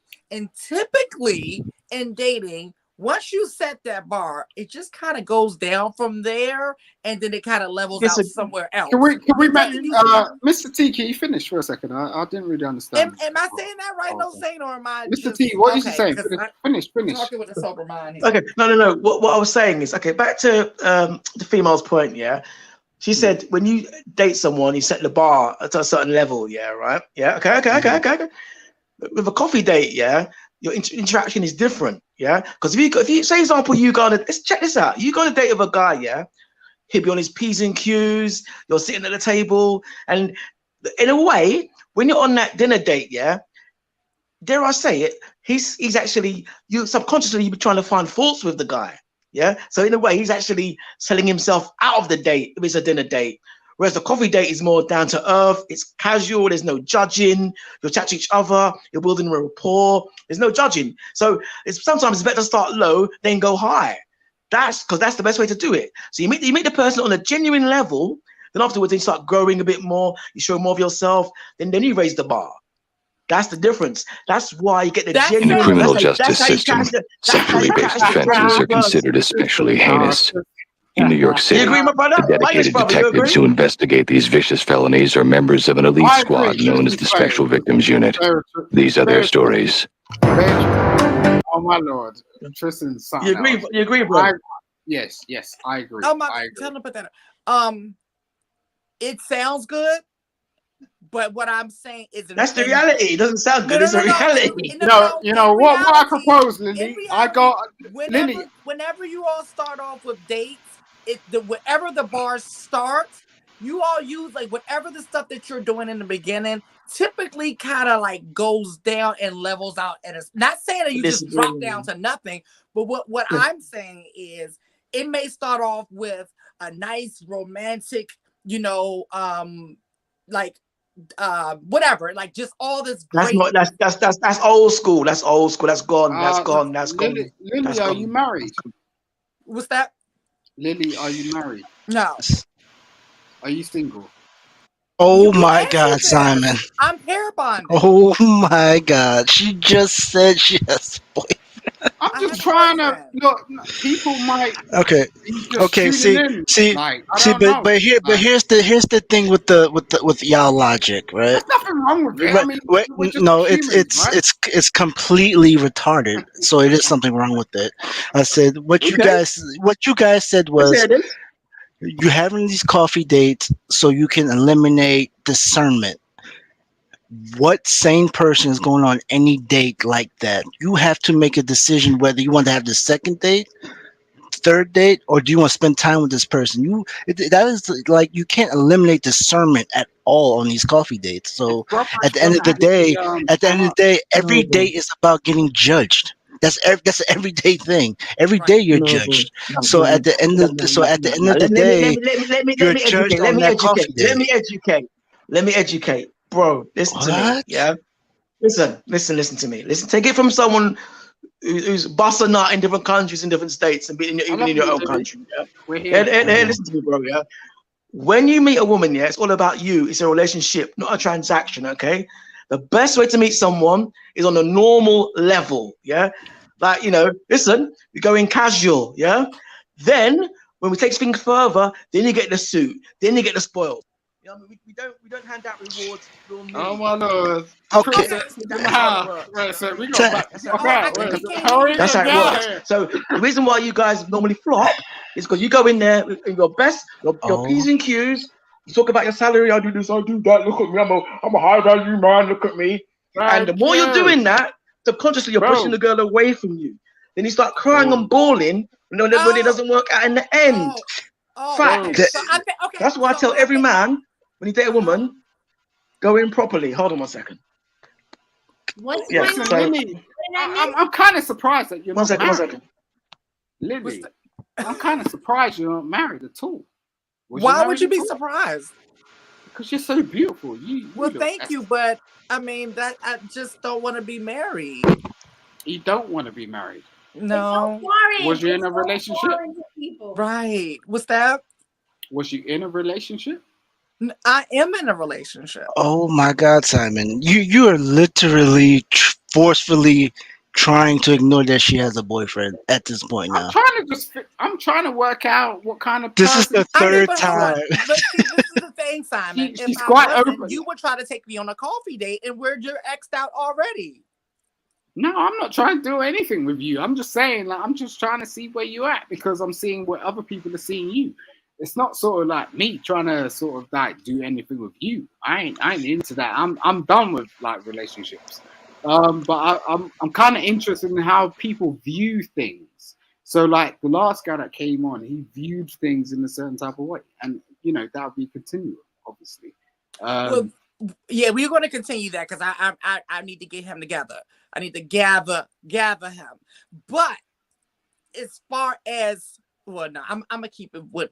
Okay, so Jen, what he was saying was, that he was saying to do the because I'm gonna tell you what I was saying. I was saying typically when you go on dates, right, and when you meet someone and you start dating them, they're gonna put their best foot forward. Like that's their best foot. Mm-hmm. This is the bar. Right. And then the bar is going to naturally come down to something normal, right? And then, some cases they just, the bar just falls all the way down to the ground, but you know what I'm saying? In normal good cases, it's just going to come down to a normal. So if coffee dates is your best foot forward, and that's just my reality and how I look at things. They're saying, no, do it the opposite way. So, right. Hell, that was my look too. Another thing that didn't make sense because one, you set a precedent. Most men, if not all, if I get something a certain way, if it's not broke, why fix it? You're not going to improve on the coffee date. Right. That is a bona fide fact. Here's the thing, though, that they wouldn't be attracted to the opposite. If I showed up on a date in curlers or a bonnet, right? Because that's my comfortability. That's where I'm comfortable. Right. I'm comfortable in my scarf and in my fuzzy pajamas and in my Uggs. That's how I'm comfortable, right?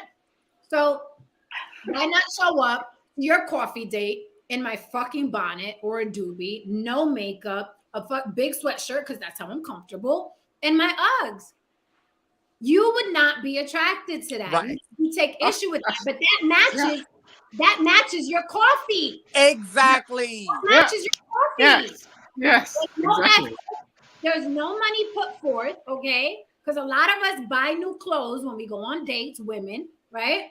So you don't put effort, I don't put effort. So before we play that game, how about you take somebody else out on a coffee date and leave me the fuck out of it?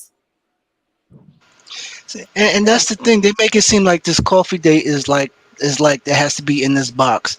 The same amount of money you'll spend on a coffee date, I'll probably say, hey, you know what? Knowing Jen, I'm like this. It would be, let's go to the gun range.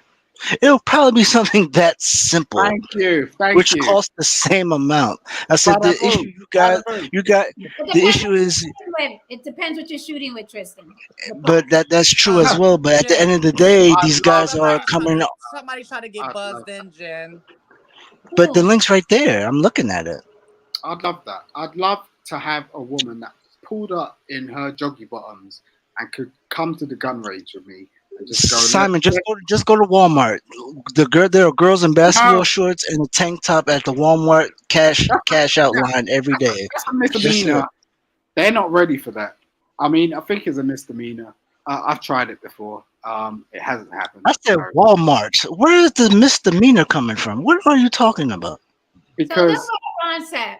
I love this comment. Look what Haran said. Haran said, Jen, it's what we discussed earlier. These guys want to invest low and gain high.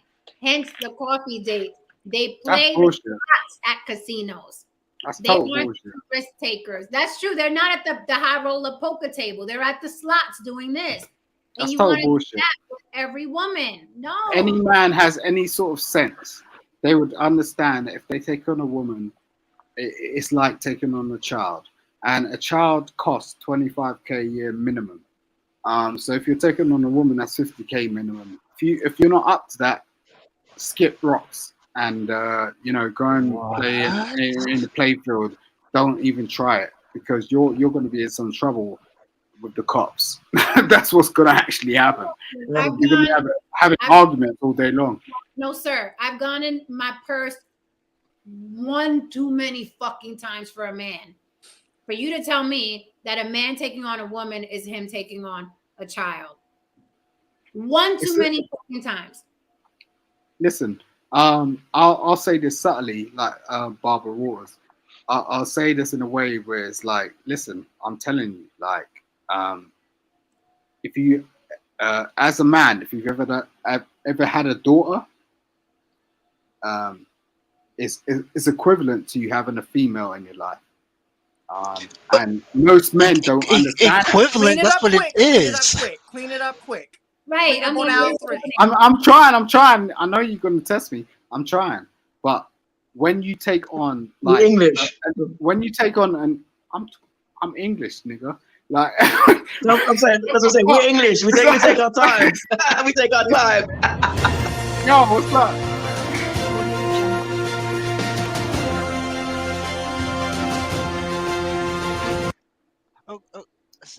Let's move on. I'm so lost on this conversation.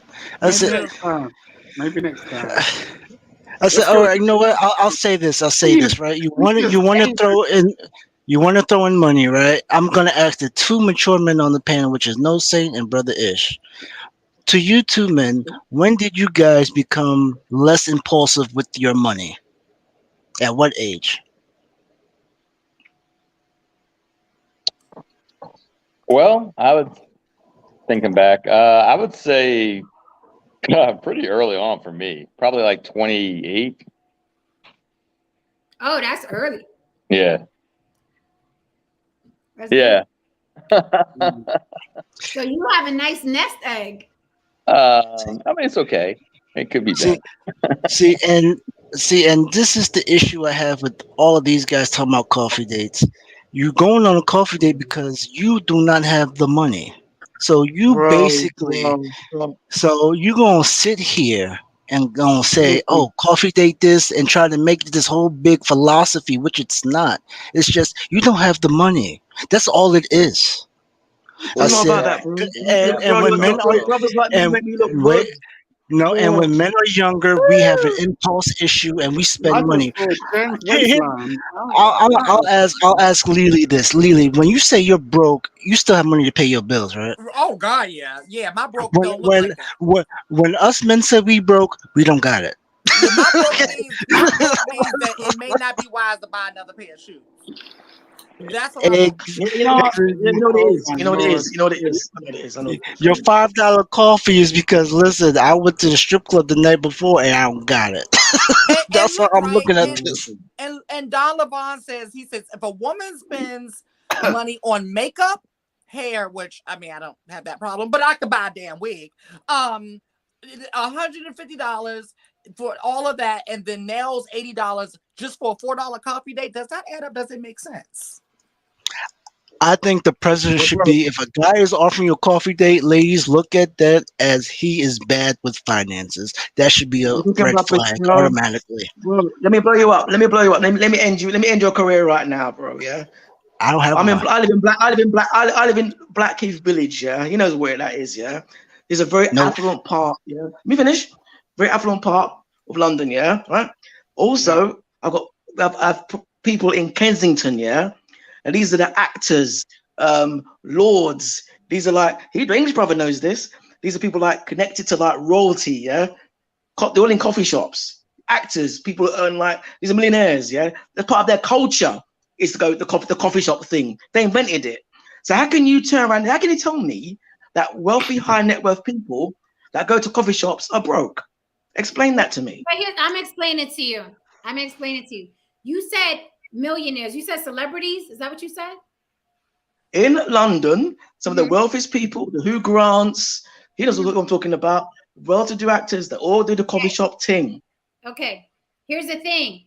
When a woman is dating a Hugh Grant, she knows he's fucking Hugh Grant. So Hugh Grant can play those games, but a woman knows, because a woman is naturally hypergamous. She knows she's dating someone who's wealthy. That's different. Stop. Let me answer that. Can I respond? Can I respond? You can't, in London, you can't tell who's got money and who hasn't. Hugh Grant, we know Hugh Grant has money. Not him. No, scratch Hugh Grant. No. Scratch Hugh Grant. When you go, listen, you're moving the goalpost. You're trying to move the goalpost. Okay.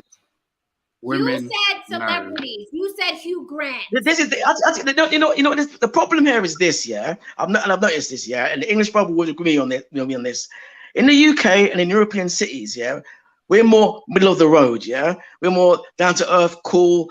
Especially as they get older, they want someone who's a good companion, good companionship. Woman she can get the feel of. I love this guy. I like this guy, yeah. And he'll tell you again, a lot of basic brothers, yeah, even guys come off the boat, they'll pull the stunning middle-class white girl, dare I say it, because she likes him. Because for whatever reason, he's a gent. All it is now is the mature people at a certain age, like people they gravitate to for whatever reason. Yeah, it's not about money, not about status, not about high net worth. I just like him. Okay, that's the difference. I think in America, because of the way it's structured and there's no safety net as well, that's the key difference. And I've spoken to a few Americans about this and they agree. What it is you guys, obviously, you don't, you're working, you don't eat, whereas here we have a better social security system, like NHS and things like that. That is a core issue. Trust me. That's all it is. What you said was Yeah, about so- proximity. Go on. I don't Go on, understand. sorry. Let No Saint answer because I got to answer too. But Oh, sorry, no. so, Sir. yeah, no Go problem. far So- away. I'm here. No, I'm here. Mr. T, no, I'm saying that I understand what you're saying, but you know, we have like 340 million people. So Jen is one person, and she's from the East Coast. The East Coast and the West Coast is totally different culture. The West Coast to the South is a totally different culture. So you are gonna find someone who will be fine with accepting a coffee date. Jen's just not the woman. It's not. It's not about finding someone who wants a coffee date. But what I'm saying is you'll find someone a in girl line who cares will phone me and say, T, what are you up to? I'm chilling. Let's go for a coffee. Cool, let's go. That's what we do. Yeah? But I'm saying not you'll a- find that's that. not a I've noticed. I lived in California. You'll find women like that in California, big time. I mean, But again, you're equating coffee dates to people's status. That doesn't make sense. no, I'm You're doing not. it by I'm just default. saying. You are there doing are it by different- default. I'm just saying Go there on. are different. But what I'm saying is you're making it as in there's not that I'm really big. listening to you. No, I'm saying that. All I'm saying is that that you're saying that over here people are looking down on coffee dates, and it's just we're just talking about what Jen's standards are. But there are other people that don't have I've met women that don't have a problem with going out on a coffee date. In fact, they say, hey, let's go to whatever coffee shop. I like this coffee shop. Jen, if there's a man who's tall, as you like them, attractive, your ideal guy sexually, he stimulates you intellectually, and he says to you, Jen, let's go have a coffee date. Would you go on that date? Yes or no? No, because in order for me to know, listen to this. In order for me to know he's all of that, I would have to have already been in a relationship with him. A man that I'm already in a relationship with and I'm really fancying, I fancy him.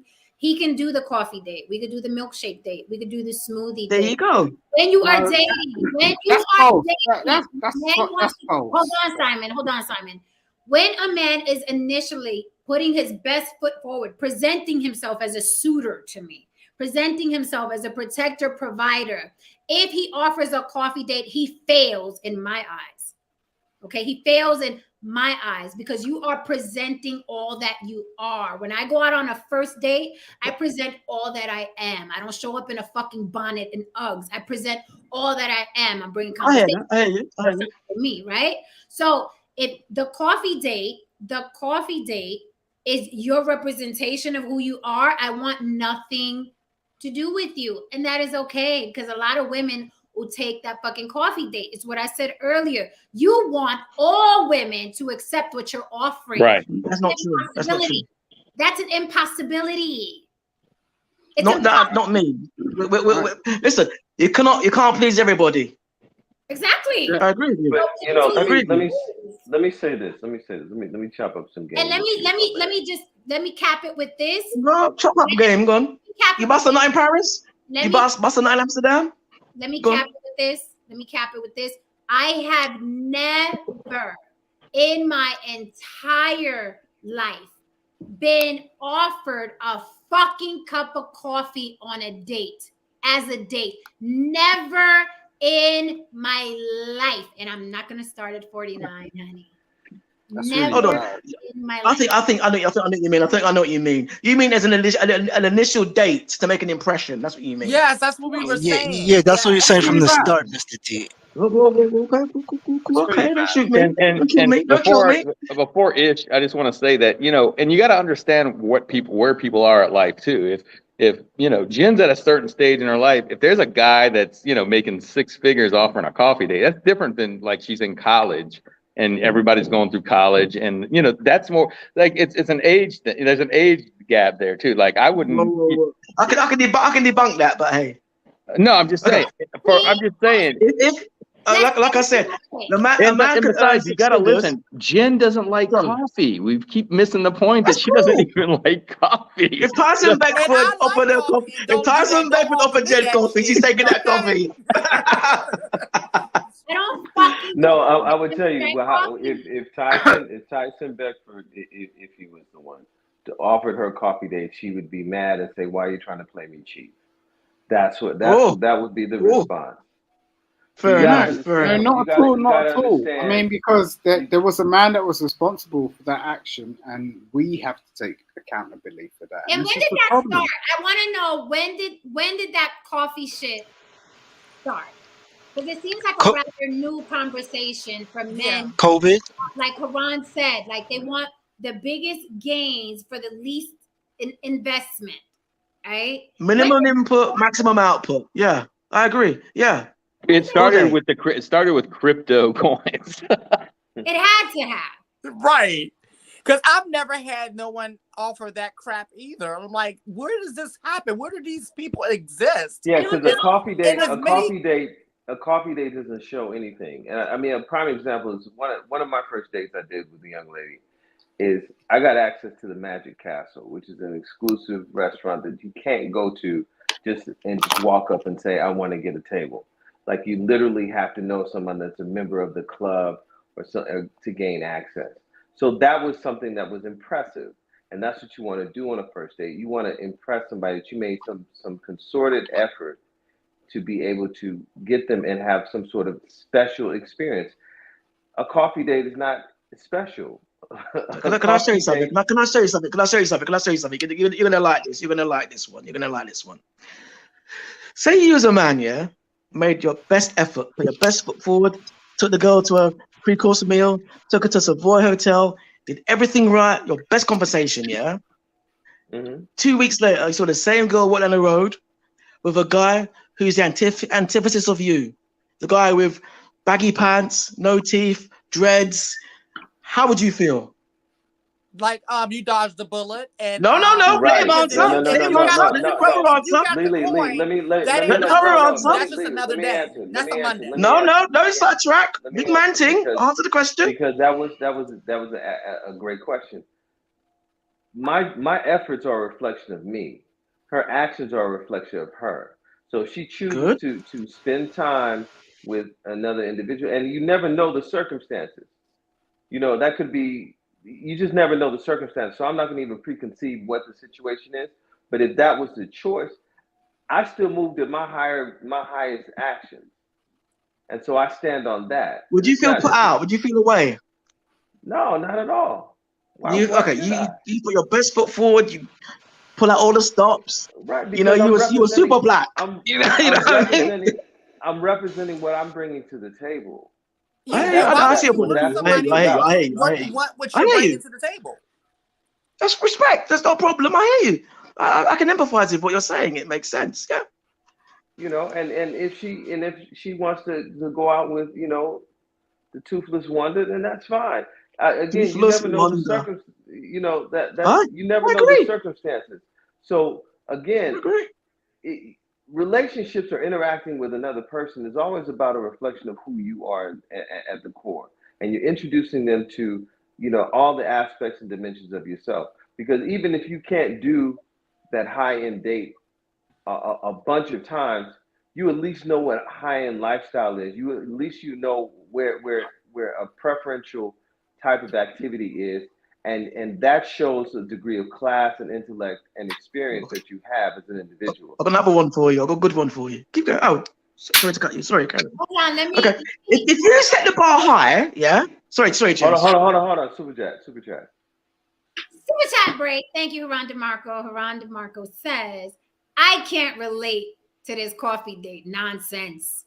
I'm a Leo. We're about putting the pedal to the floor in a Lambo when wooing a woman initially. See, that is my fucking environment. And you do not have to qualify for it. You will be okay, and I will be okay.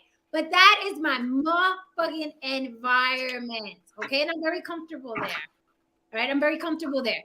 What I find interesting is that I have the wherewithal and the knowledge, right? Let's say, I don't know, anesthesiologists, rocket scientists make a lot of money, right? Doctors make a lot of money, right?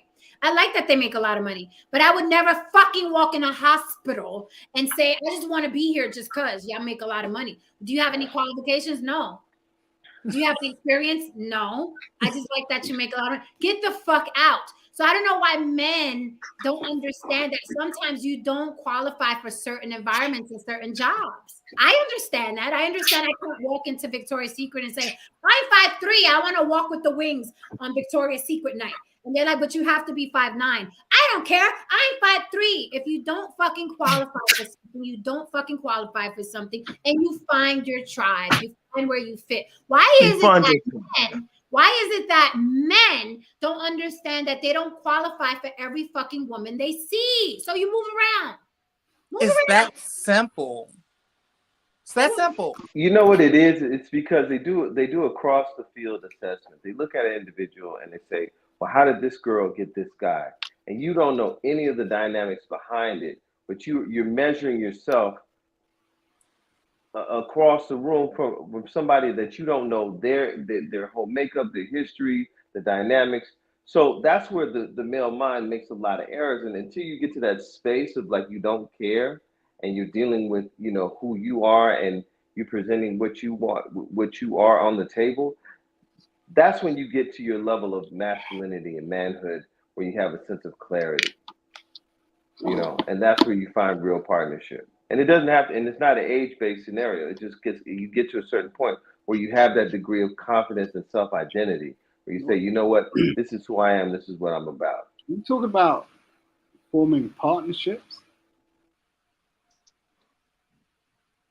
Yes, sir, because that's how I view relationships. Relationships are partnerships. It's an agreement. I'll say this. I was watching, I'm sure a lot of us watch. Kristen got fireworks. He felt the fireworks. Great.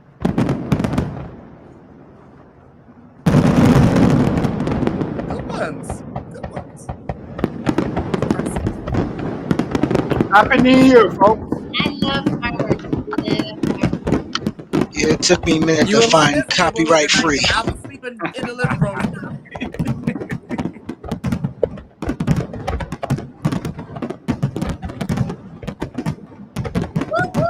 These are good ones too. I love you, people. I love you. I love you. I'm crying right now. I'm supposed to go. Oh my love. For real, like, I love you, people. So I'll say this. I was watching Animal Planet, like a lot of us watch, right? Mm-hmm. And there was this freaking, you know, they were showing, it was an episode where they were showing how the male animals entice the female animals, right? There was this little bird, and it fucking takes hours. He's spinning around. He's blowing up his feathers. He's doing a dance. And the female bird is kind of like looking at him and ignoring him, waiting for the best bird dancer to come along. And I mean, he's going all out, this poor little bird, and stretching out his wings and turning colors and spinning his head around. He's doing all of that for the attention and to be I'd able really to love to have Jen as my girlfriend. I swear to God, like just to have these subjects. I had to mute him. So he's doing all of that, right, to gain that female bird in order to be able to breed with her and be with her. And these are animals. Why is it that the human animal thinks I don't have to put any foot forward? I can just throw her a $4 cup of coffee and she will breed with me.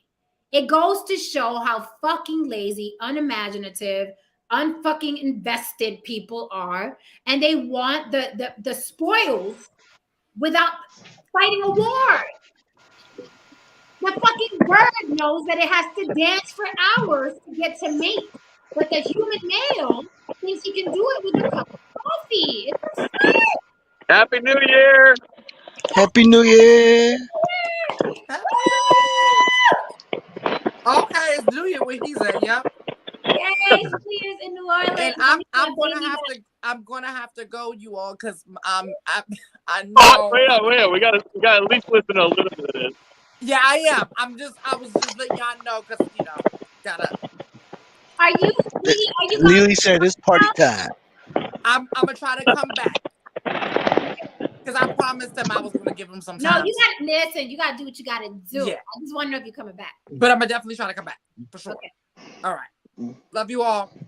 Love you. Happy Love New you, Year. Lily. Salute.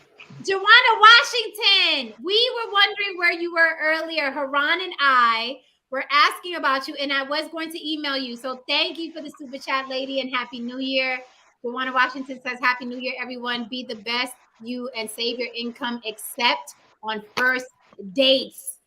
Thank you, Joanna. I was just talking about you. I was going to email you if I didn't hear from you. So good to see you, lady. Good to see you. Happy New Year, Joanna. Happy New Year.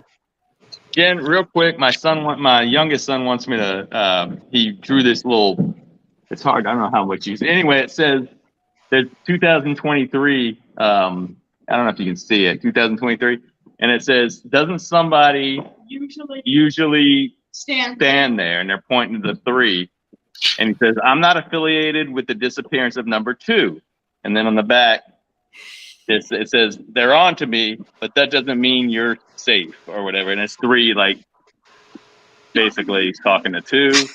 And then he wants the credit Explosy go to that YouTube channel. I love it. No, you're being a real bad parent. That's not good. Sorry. Wait, You need to catch up. Can we see him? Can he say hi? Yeah, you want to say hi? Hello. Oh, Don't hold on. do that. Hi. No, don't do that. Go to bed. Happy New Year. Happy New Year. That's Jen on the block right there. On the block. Oh, on the block with Jen. He was gone. No, And that guy's all the way in England. We love you, really. Shout out to Hollywood. Yo, you've done a real good job with your son, man. Okay. Now I gotta see No Saint's wife. I'm like, wait. I see Miss Polly in the place. All right, I got too many boxes. I need faces. What is going on? Oh my Lord.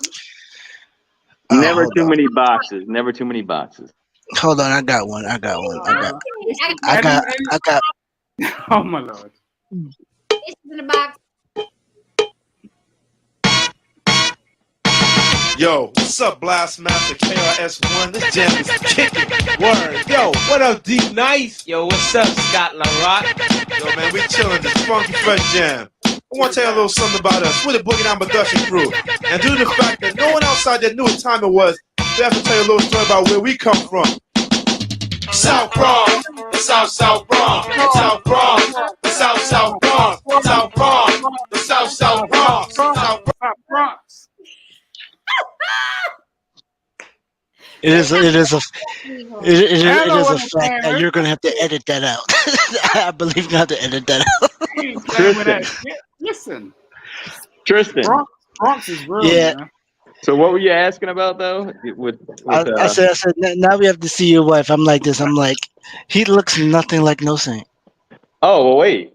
Ethan, his hair is not really done, but my oldest and my middle, they all look different. But let me show you Ethan. He's on the computer. Hold on. You don't want to do that.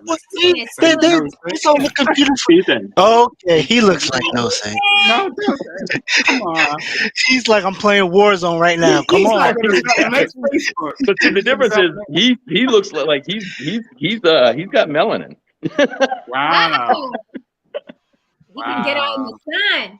Oh, he can tan. Yeah, it takes nothing. You know you studied Mark Zuckerberg right now. You know. That's right. I know they don't. Not right now. So now we're gonna leave coffee dates from last year where it's gonna be at. Let's get back to normalcy. We're getting the coffee dates. No, so just say no. The coffee dates. Can we move on? Lord. For all men going forward, it is okay to express how you like somebody. That is my advice. If you like someone, go all out. Prove you like them. It is what it is. And the end game is not just to get the P. The end game is not just to P. You know what I want to do? Okay, this. I was going to tell you guys something. This new year, I think I'm trying to find my third. That's what we on. You ain't trying to find anything apart from triplets. Miss Polly, where's your face, Miss Polly? Oh, what the frick? Miss Polly, Miss Polly, I'll be the third because I want to live rent free. If I can live rent free, I'll be the third.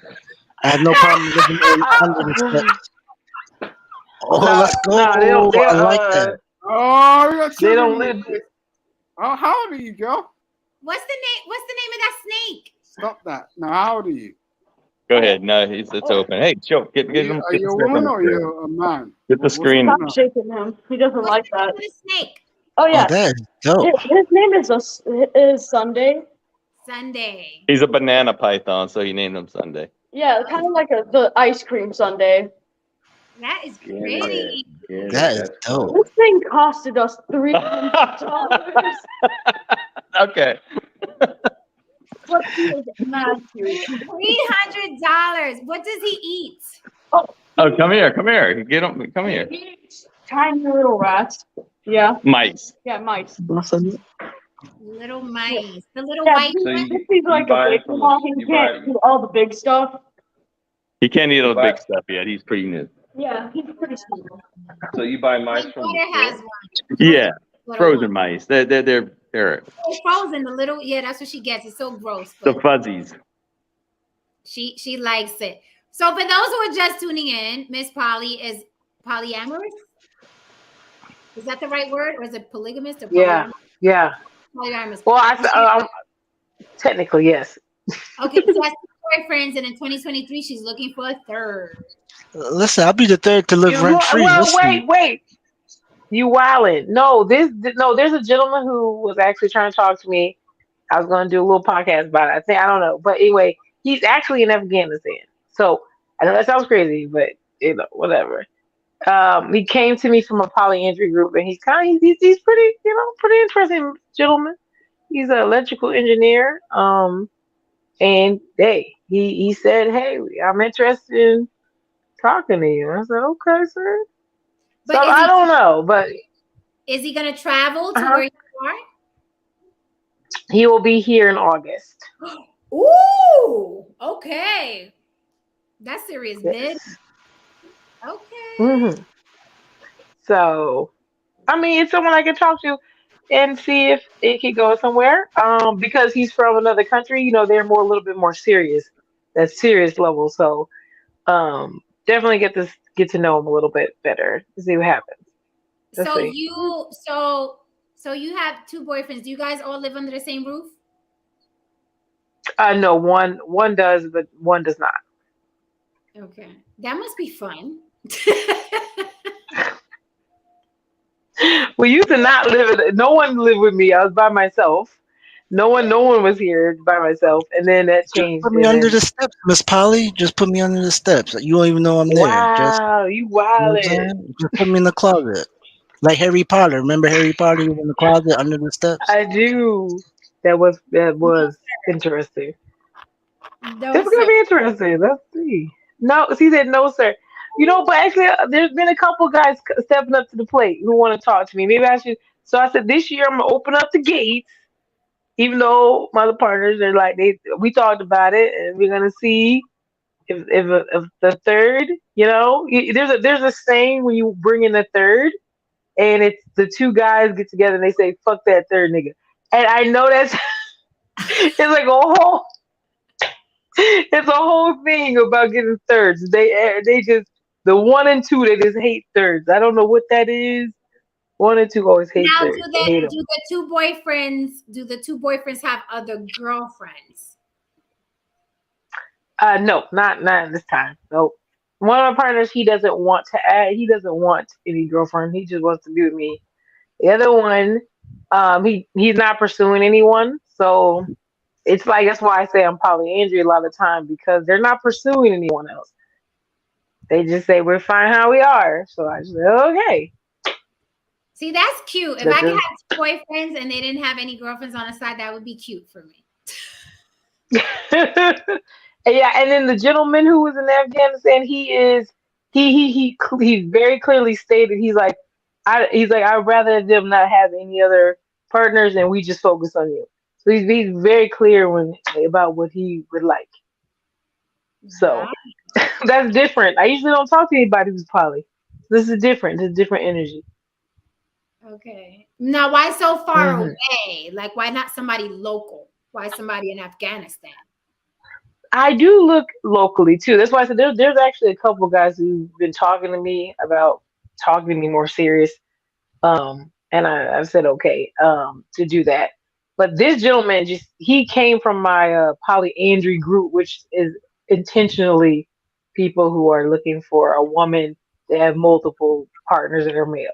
So he specifically came to me, and he just so happened to be that far. I didn't choose it, but he came to me directly and very, very serious about it.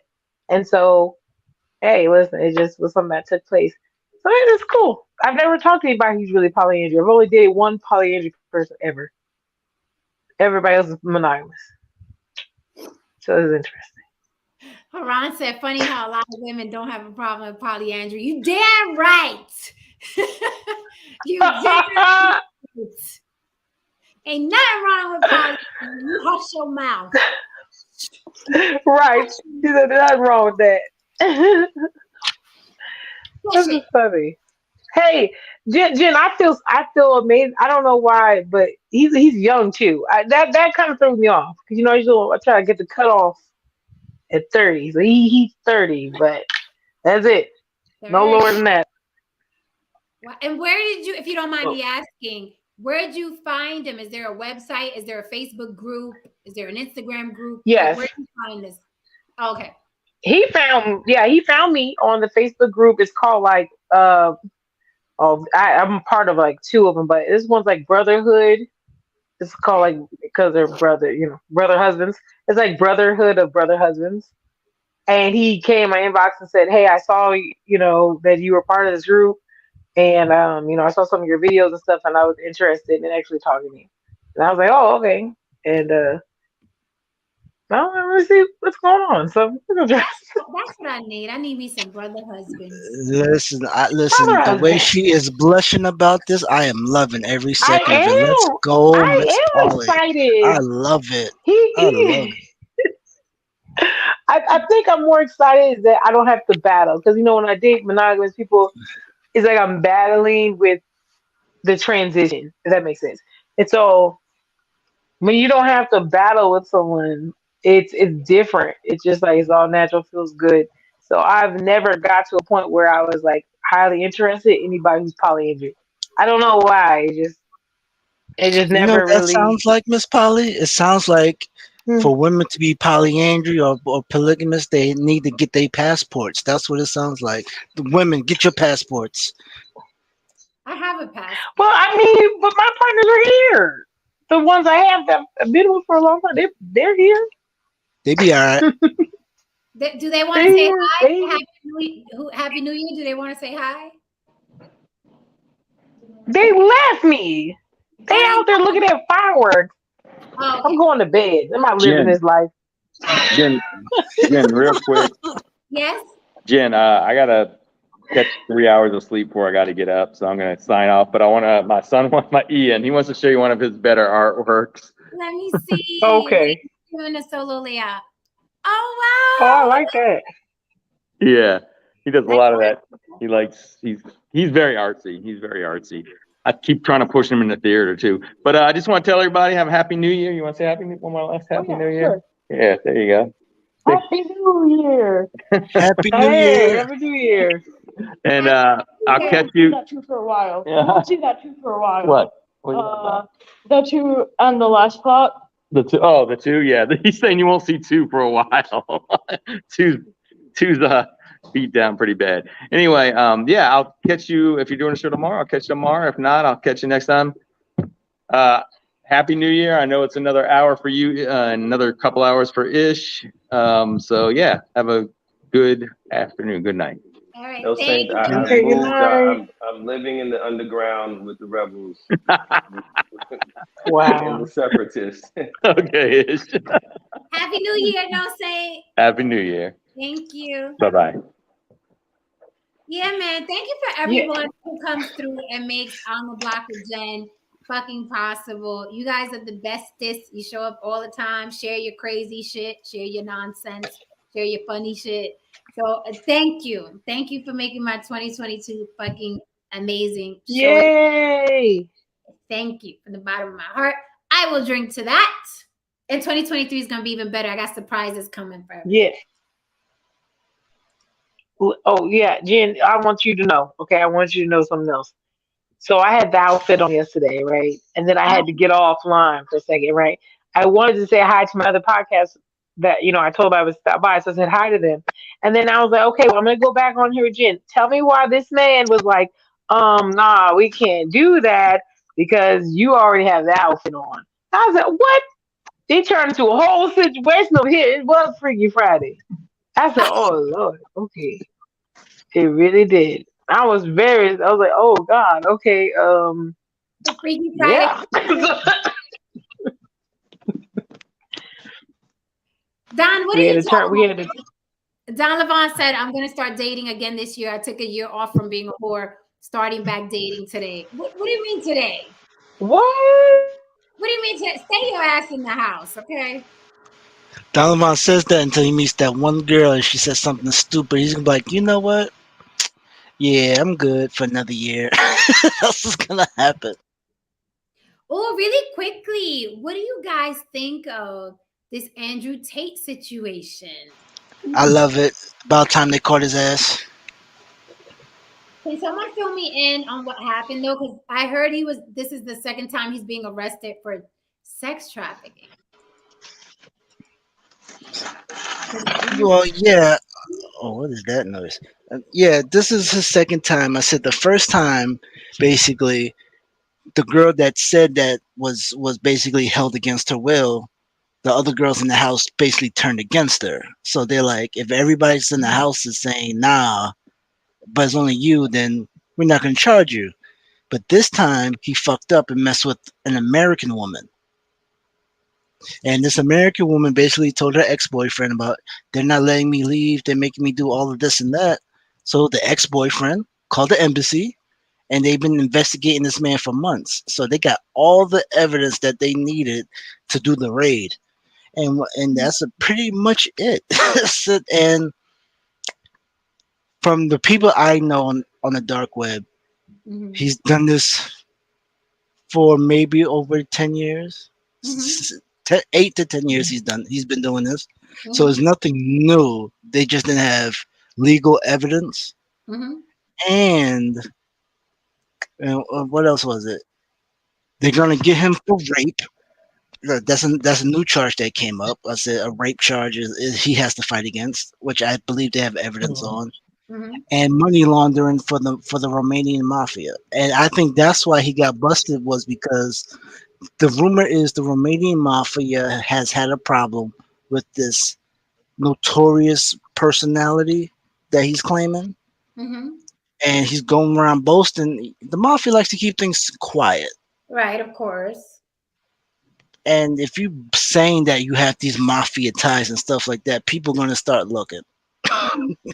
So, and pretty much I feel like the Romanian mafia has decided to get rid of him, and so they just set that up so he can just get arrested and he's out the family, quote unquote. I think that's where it's headed at. I think that's why he's not really going to be able to get out of this one, because he can't corrupt his way out of it. Now, is he out on bail?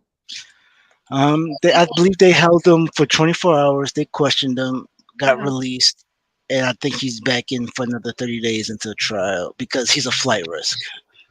Okay, so do you notice that that's a pattern with these social media cats, these quote unquote relationship coaches, these life coaches that talk to other men? Do you notice there's a pattern of them constantly telling on themselves, right? They get on these machines, they start talking, they talk about their criminal background, they talk about what they do with women, they talk about everything that they fucking do, right?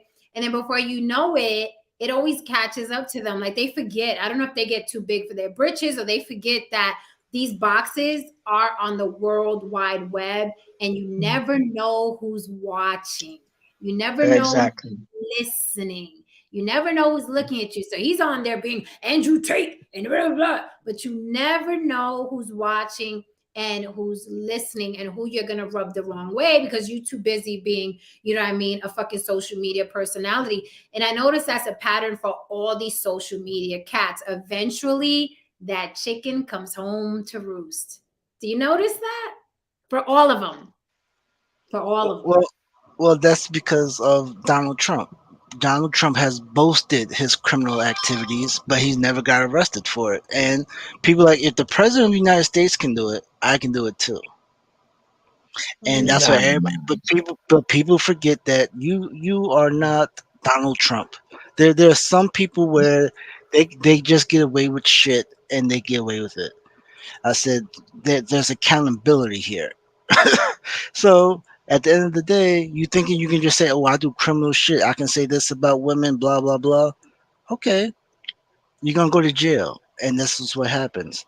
And Romania already has a corruption issue, so not only, and he's stuck in a political thing as well because Romania has a corruption issue. So now, out of the big G20 countries in the world, everybody knows Romania is corrupt. But now they got a womanizer, a rapist, a human trafficker, basically in a political agenda. His ass is going down. He's going to be, there's a great chance, and he will not be found not guilty, because if he's found not guilty, how does that look on Romania as a country? It's going to look bad. So he's. Do you think he's he fucked has up. enough? Do you think he has enough money to buy his way out of it? Because I heard there was videos of him saying that he knew he was going to get arrested.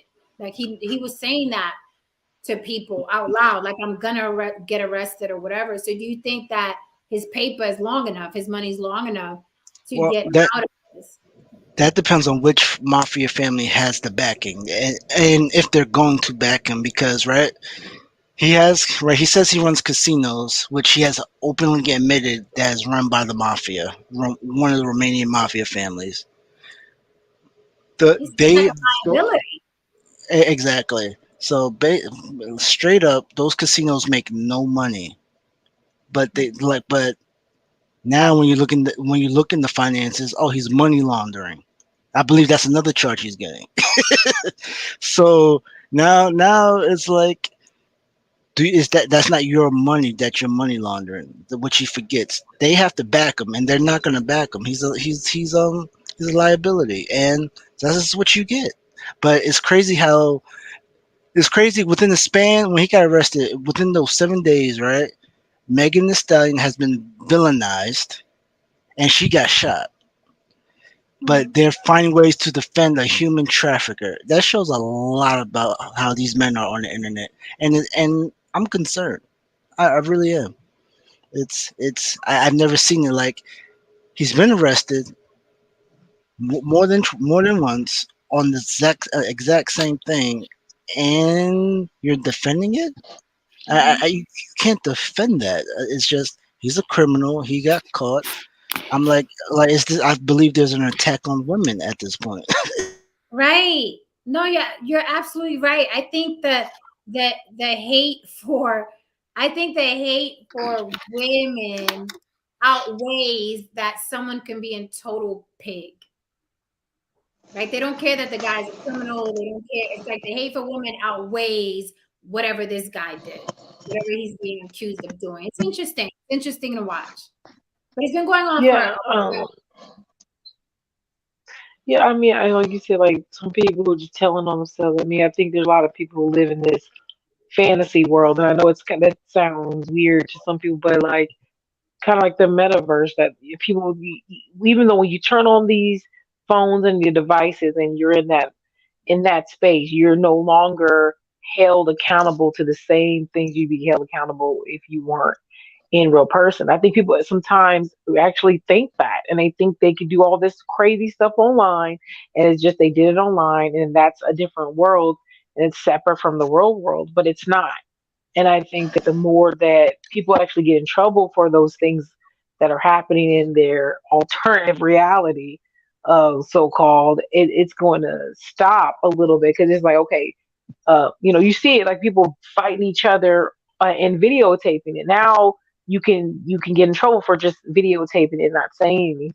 It's like you can actually get in trouble for participating and crime that normally you just say, oh, someone got their ass beat, it's on camera. Now it's like, no, now, you're accountable for that. It's not just a haha moment.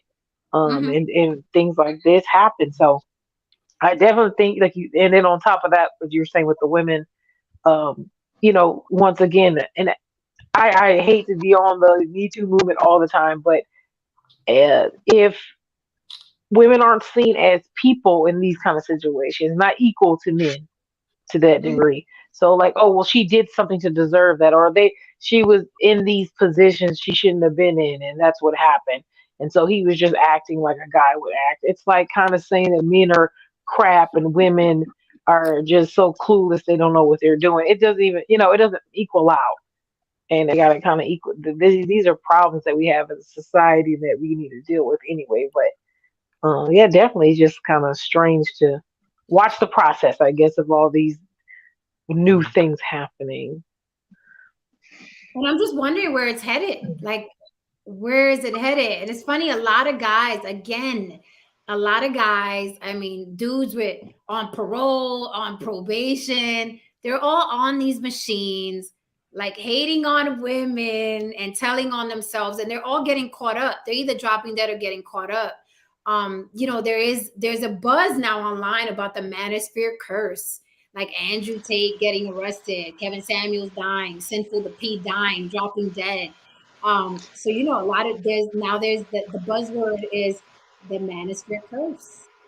I don't think it's a curse. I think everything is normalizing back to pre-pandemic. I What do you said mean? basically this wasn't an issue until people had to sit down and really look online. I said now COVID's starting to wind down. People are starting to go outside, and but people forget what you do online lasts forever. It's gonna come across. If people don't know how the NSA or Homeland Security works, everything has channels and gets run through these apps. Like when you say, that's why you have certain words on YouTube that you can't say because it's going to trigger them, and they're gonna start looking into people. That's why the manosphere has always been under the guise of as a potential dangerous terror group. Certain people, certain sections in that manosphere thing.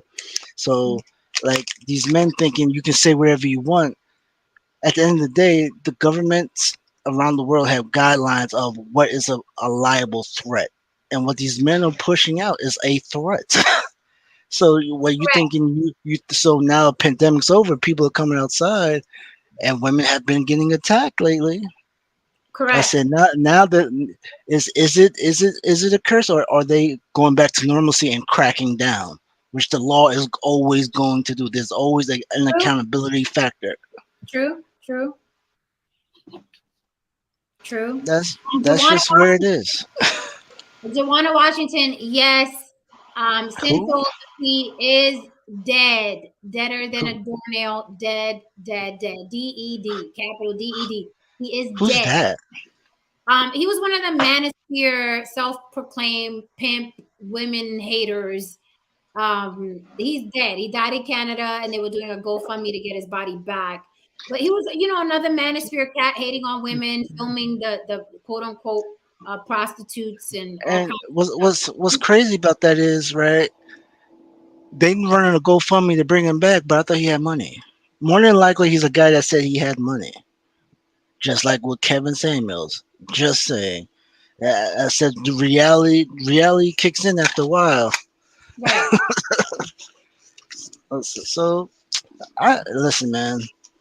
It's just everything's about to be normalized, and like these men, I guess on these apps are about to realize that, like I've always been saying, excuse me, no matter how much you feel or what you want to say, your opinion does not matter.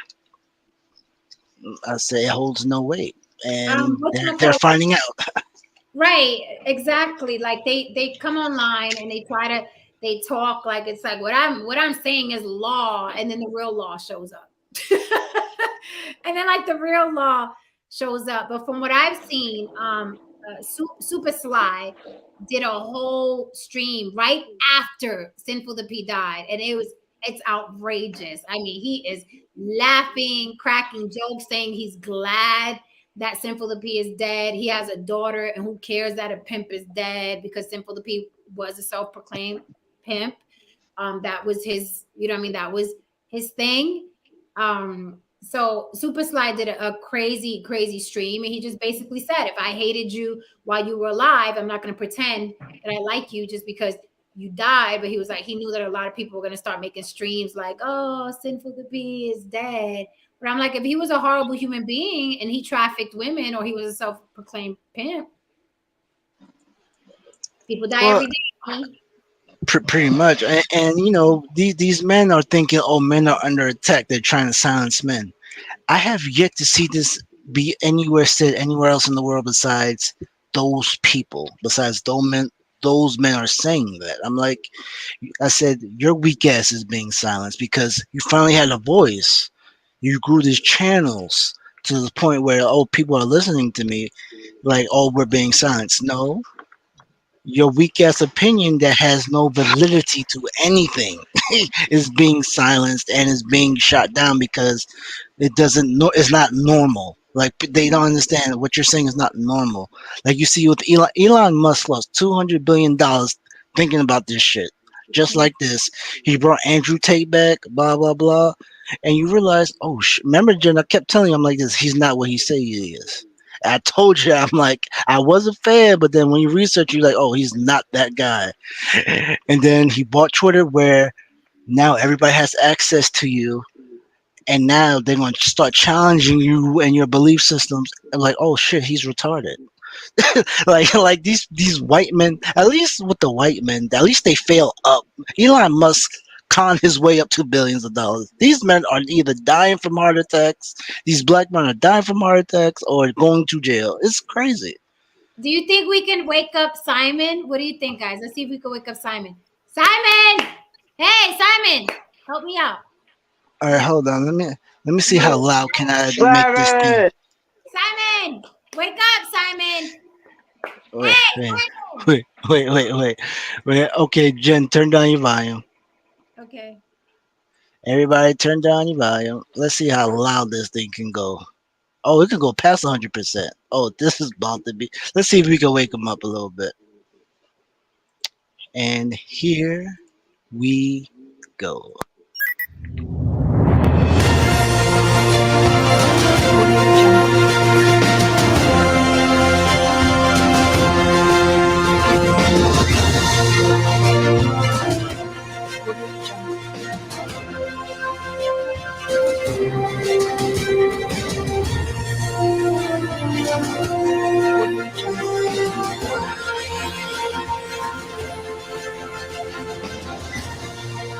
Nope, it ain't happening. That's at 150%. Okay, let me try. Let me try.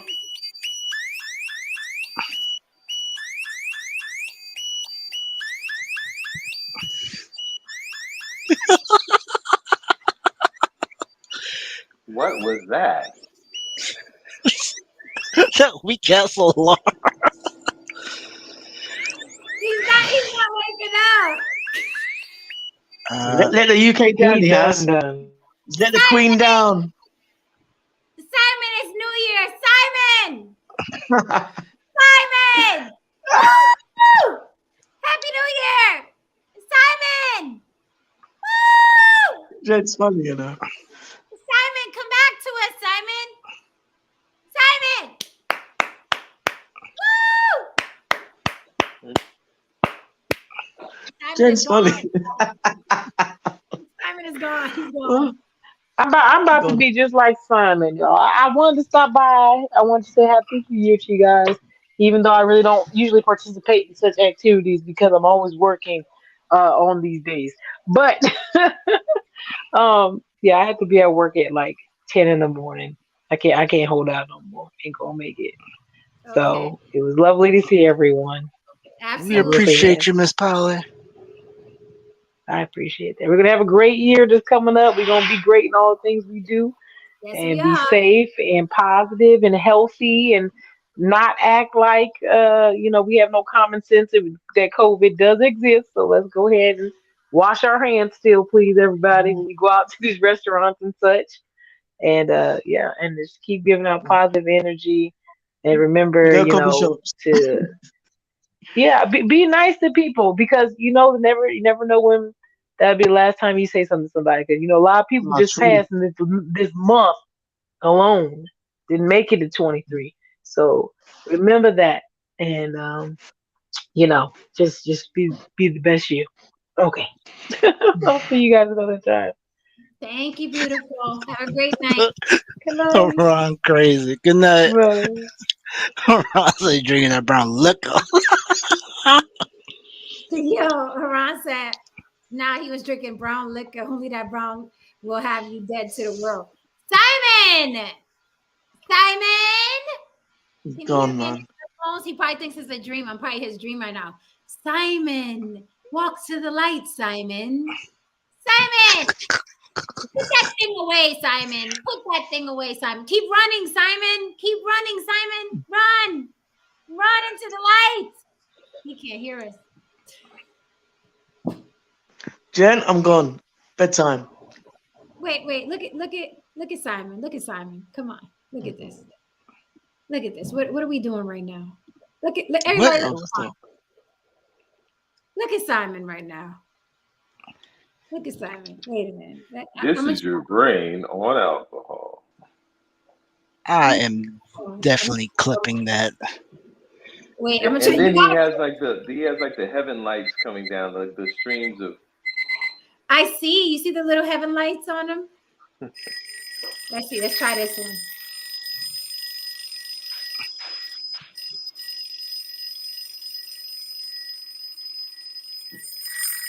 It's not working, yeah.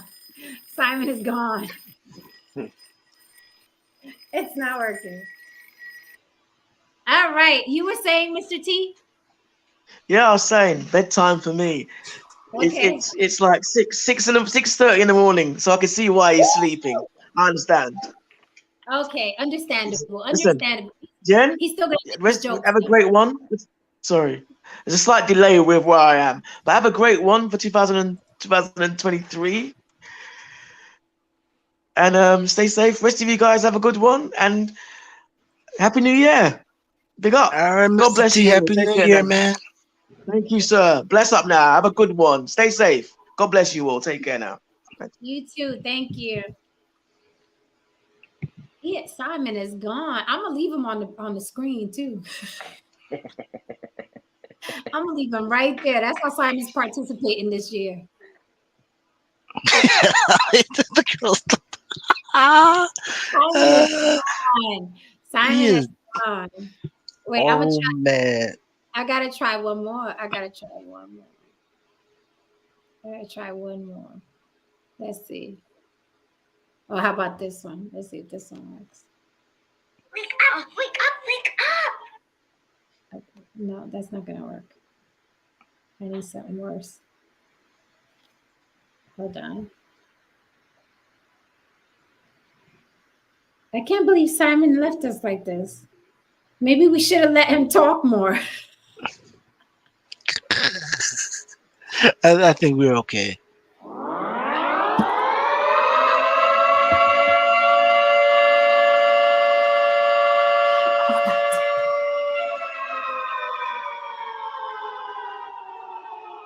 I mean, that's perfect. That's like the British air raid. He should have heard that. Listen, we could be in a zombie apocalypse. Wait a minute. We could be in a zombie apocalypse right now. This could be the warning for the zombie apocalypse, right? This could be World War 10. What is he doing? Wake up, Simon.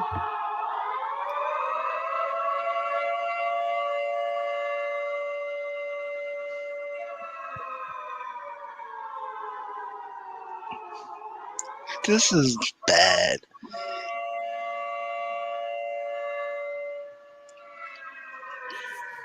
Yo, leave it to On the Block with Jen.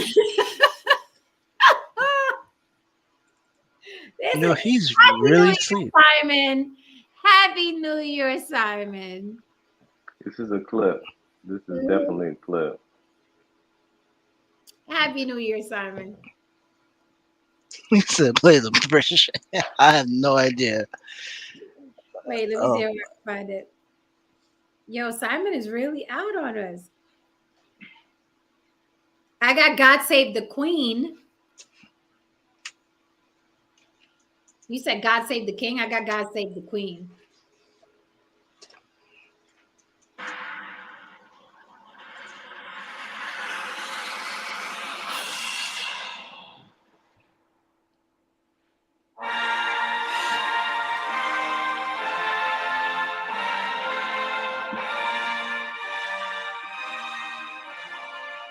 He's not even patriotic. He should have came to attention.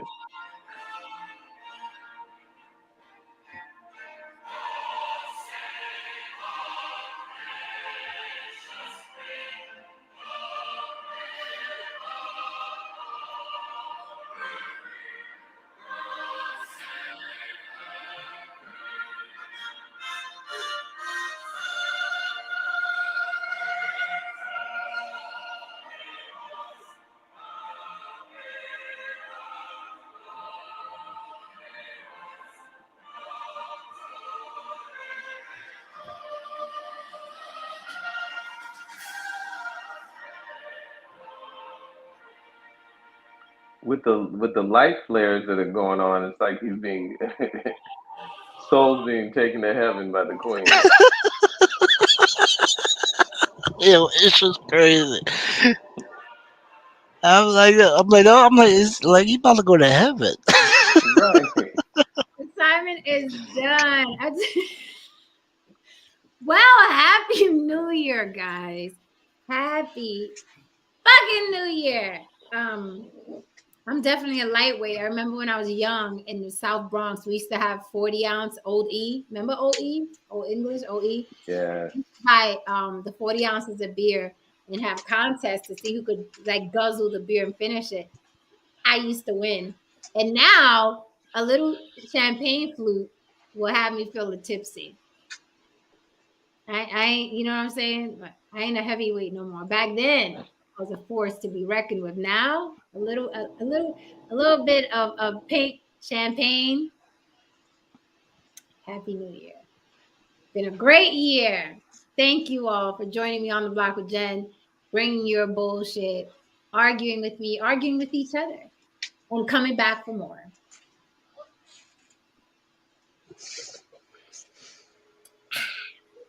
And Simon, yo, Tristan, you got to clip that. That's too classic. I got it. Yeah, that's too classic. I'm sorry. We got to mix that with other stuff. Oh, my goodness. All right, Jen. I'm going to shake and bake. All right. All right, yeah, we're all out. This was fun. It's not New Year's Eve for me.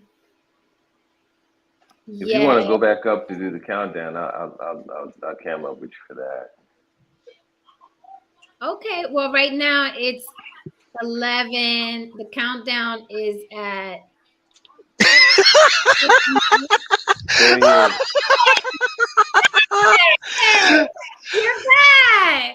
Wait a minute. Let me run back.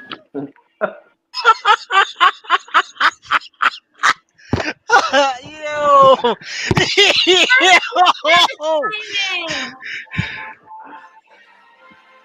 Simon, where are you?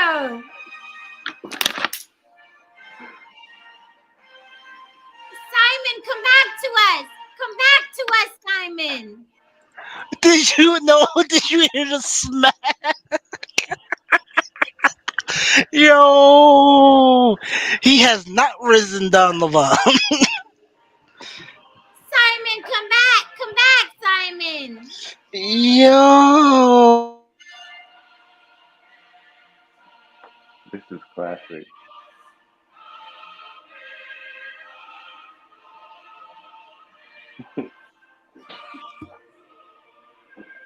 Simon apparently is not back. That was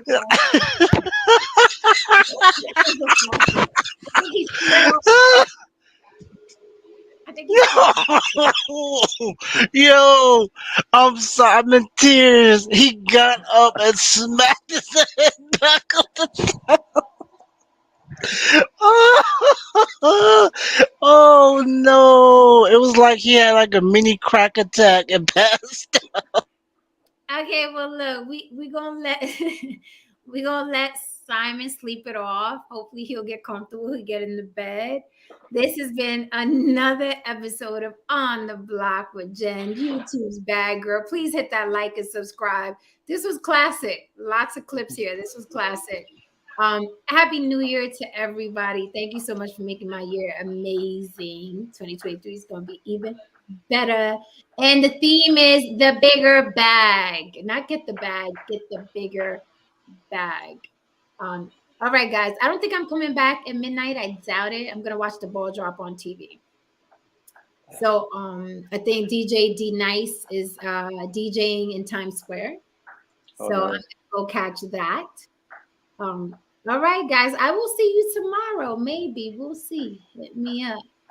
Well, good night. But you never know. Scroll through and peek. I may come back after midnight. Who knows? I may see who's on. If I see people still lurking around, I may cam up. You never know. Yes, Don Levon, the bigger bag, so we don't have to do coffee dates. Oh yeah, I am out of here. All right. Good night.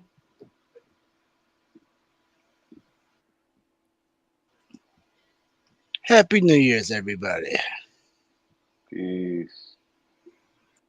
God's blessings to you.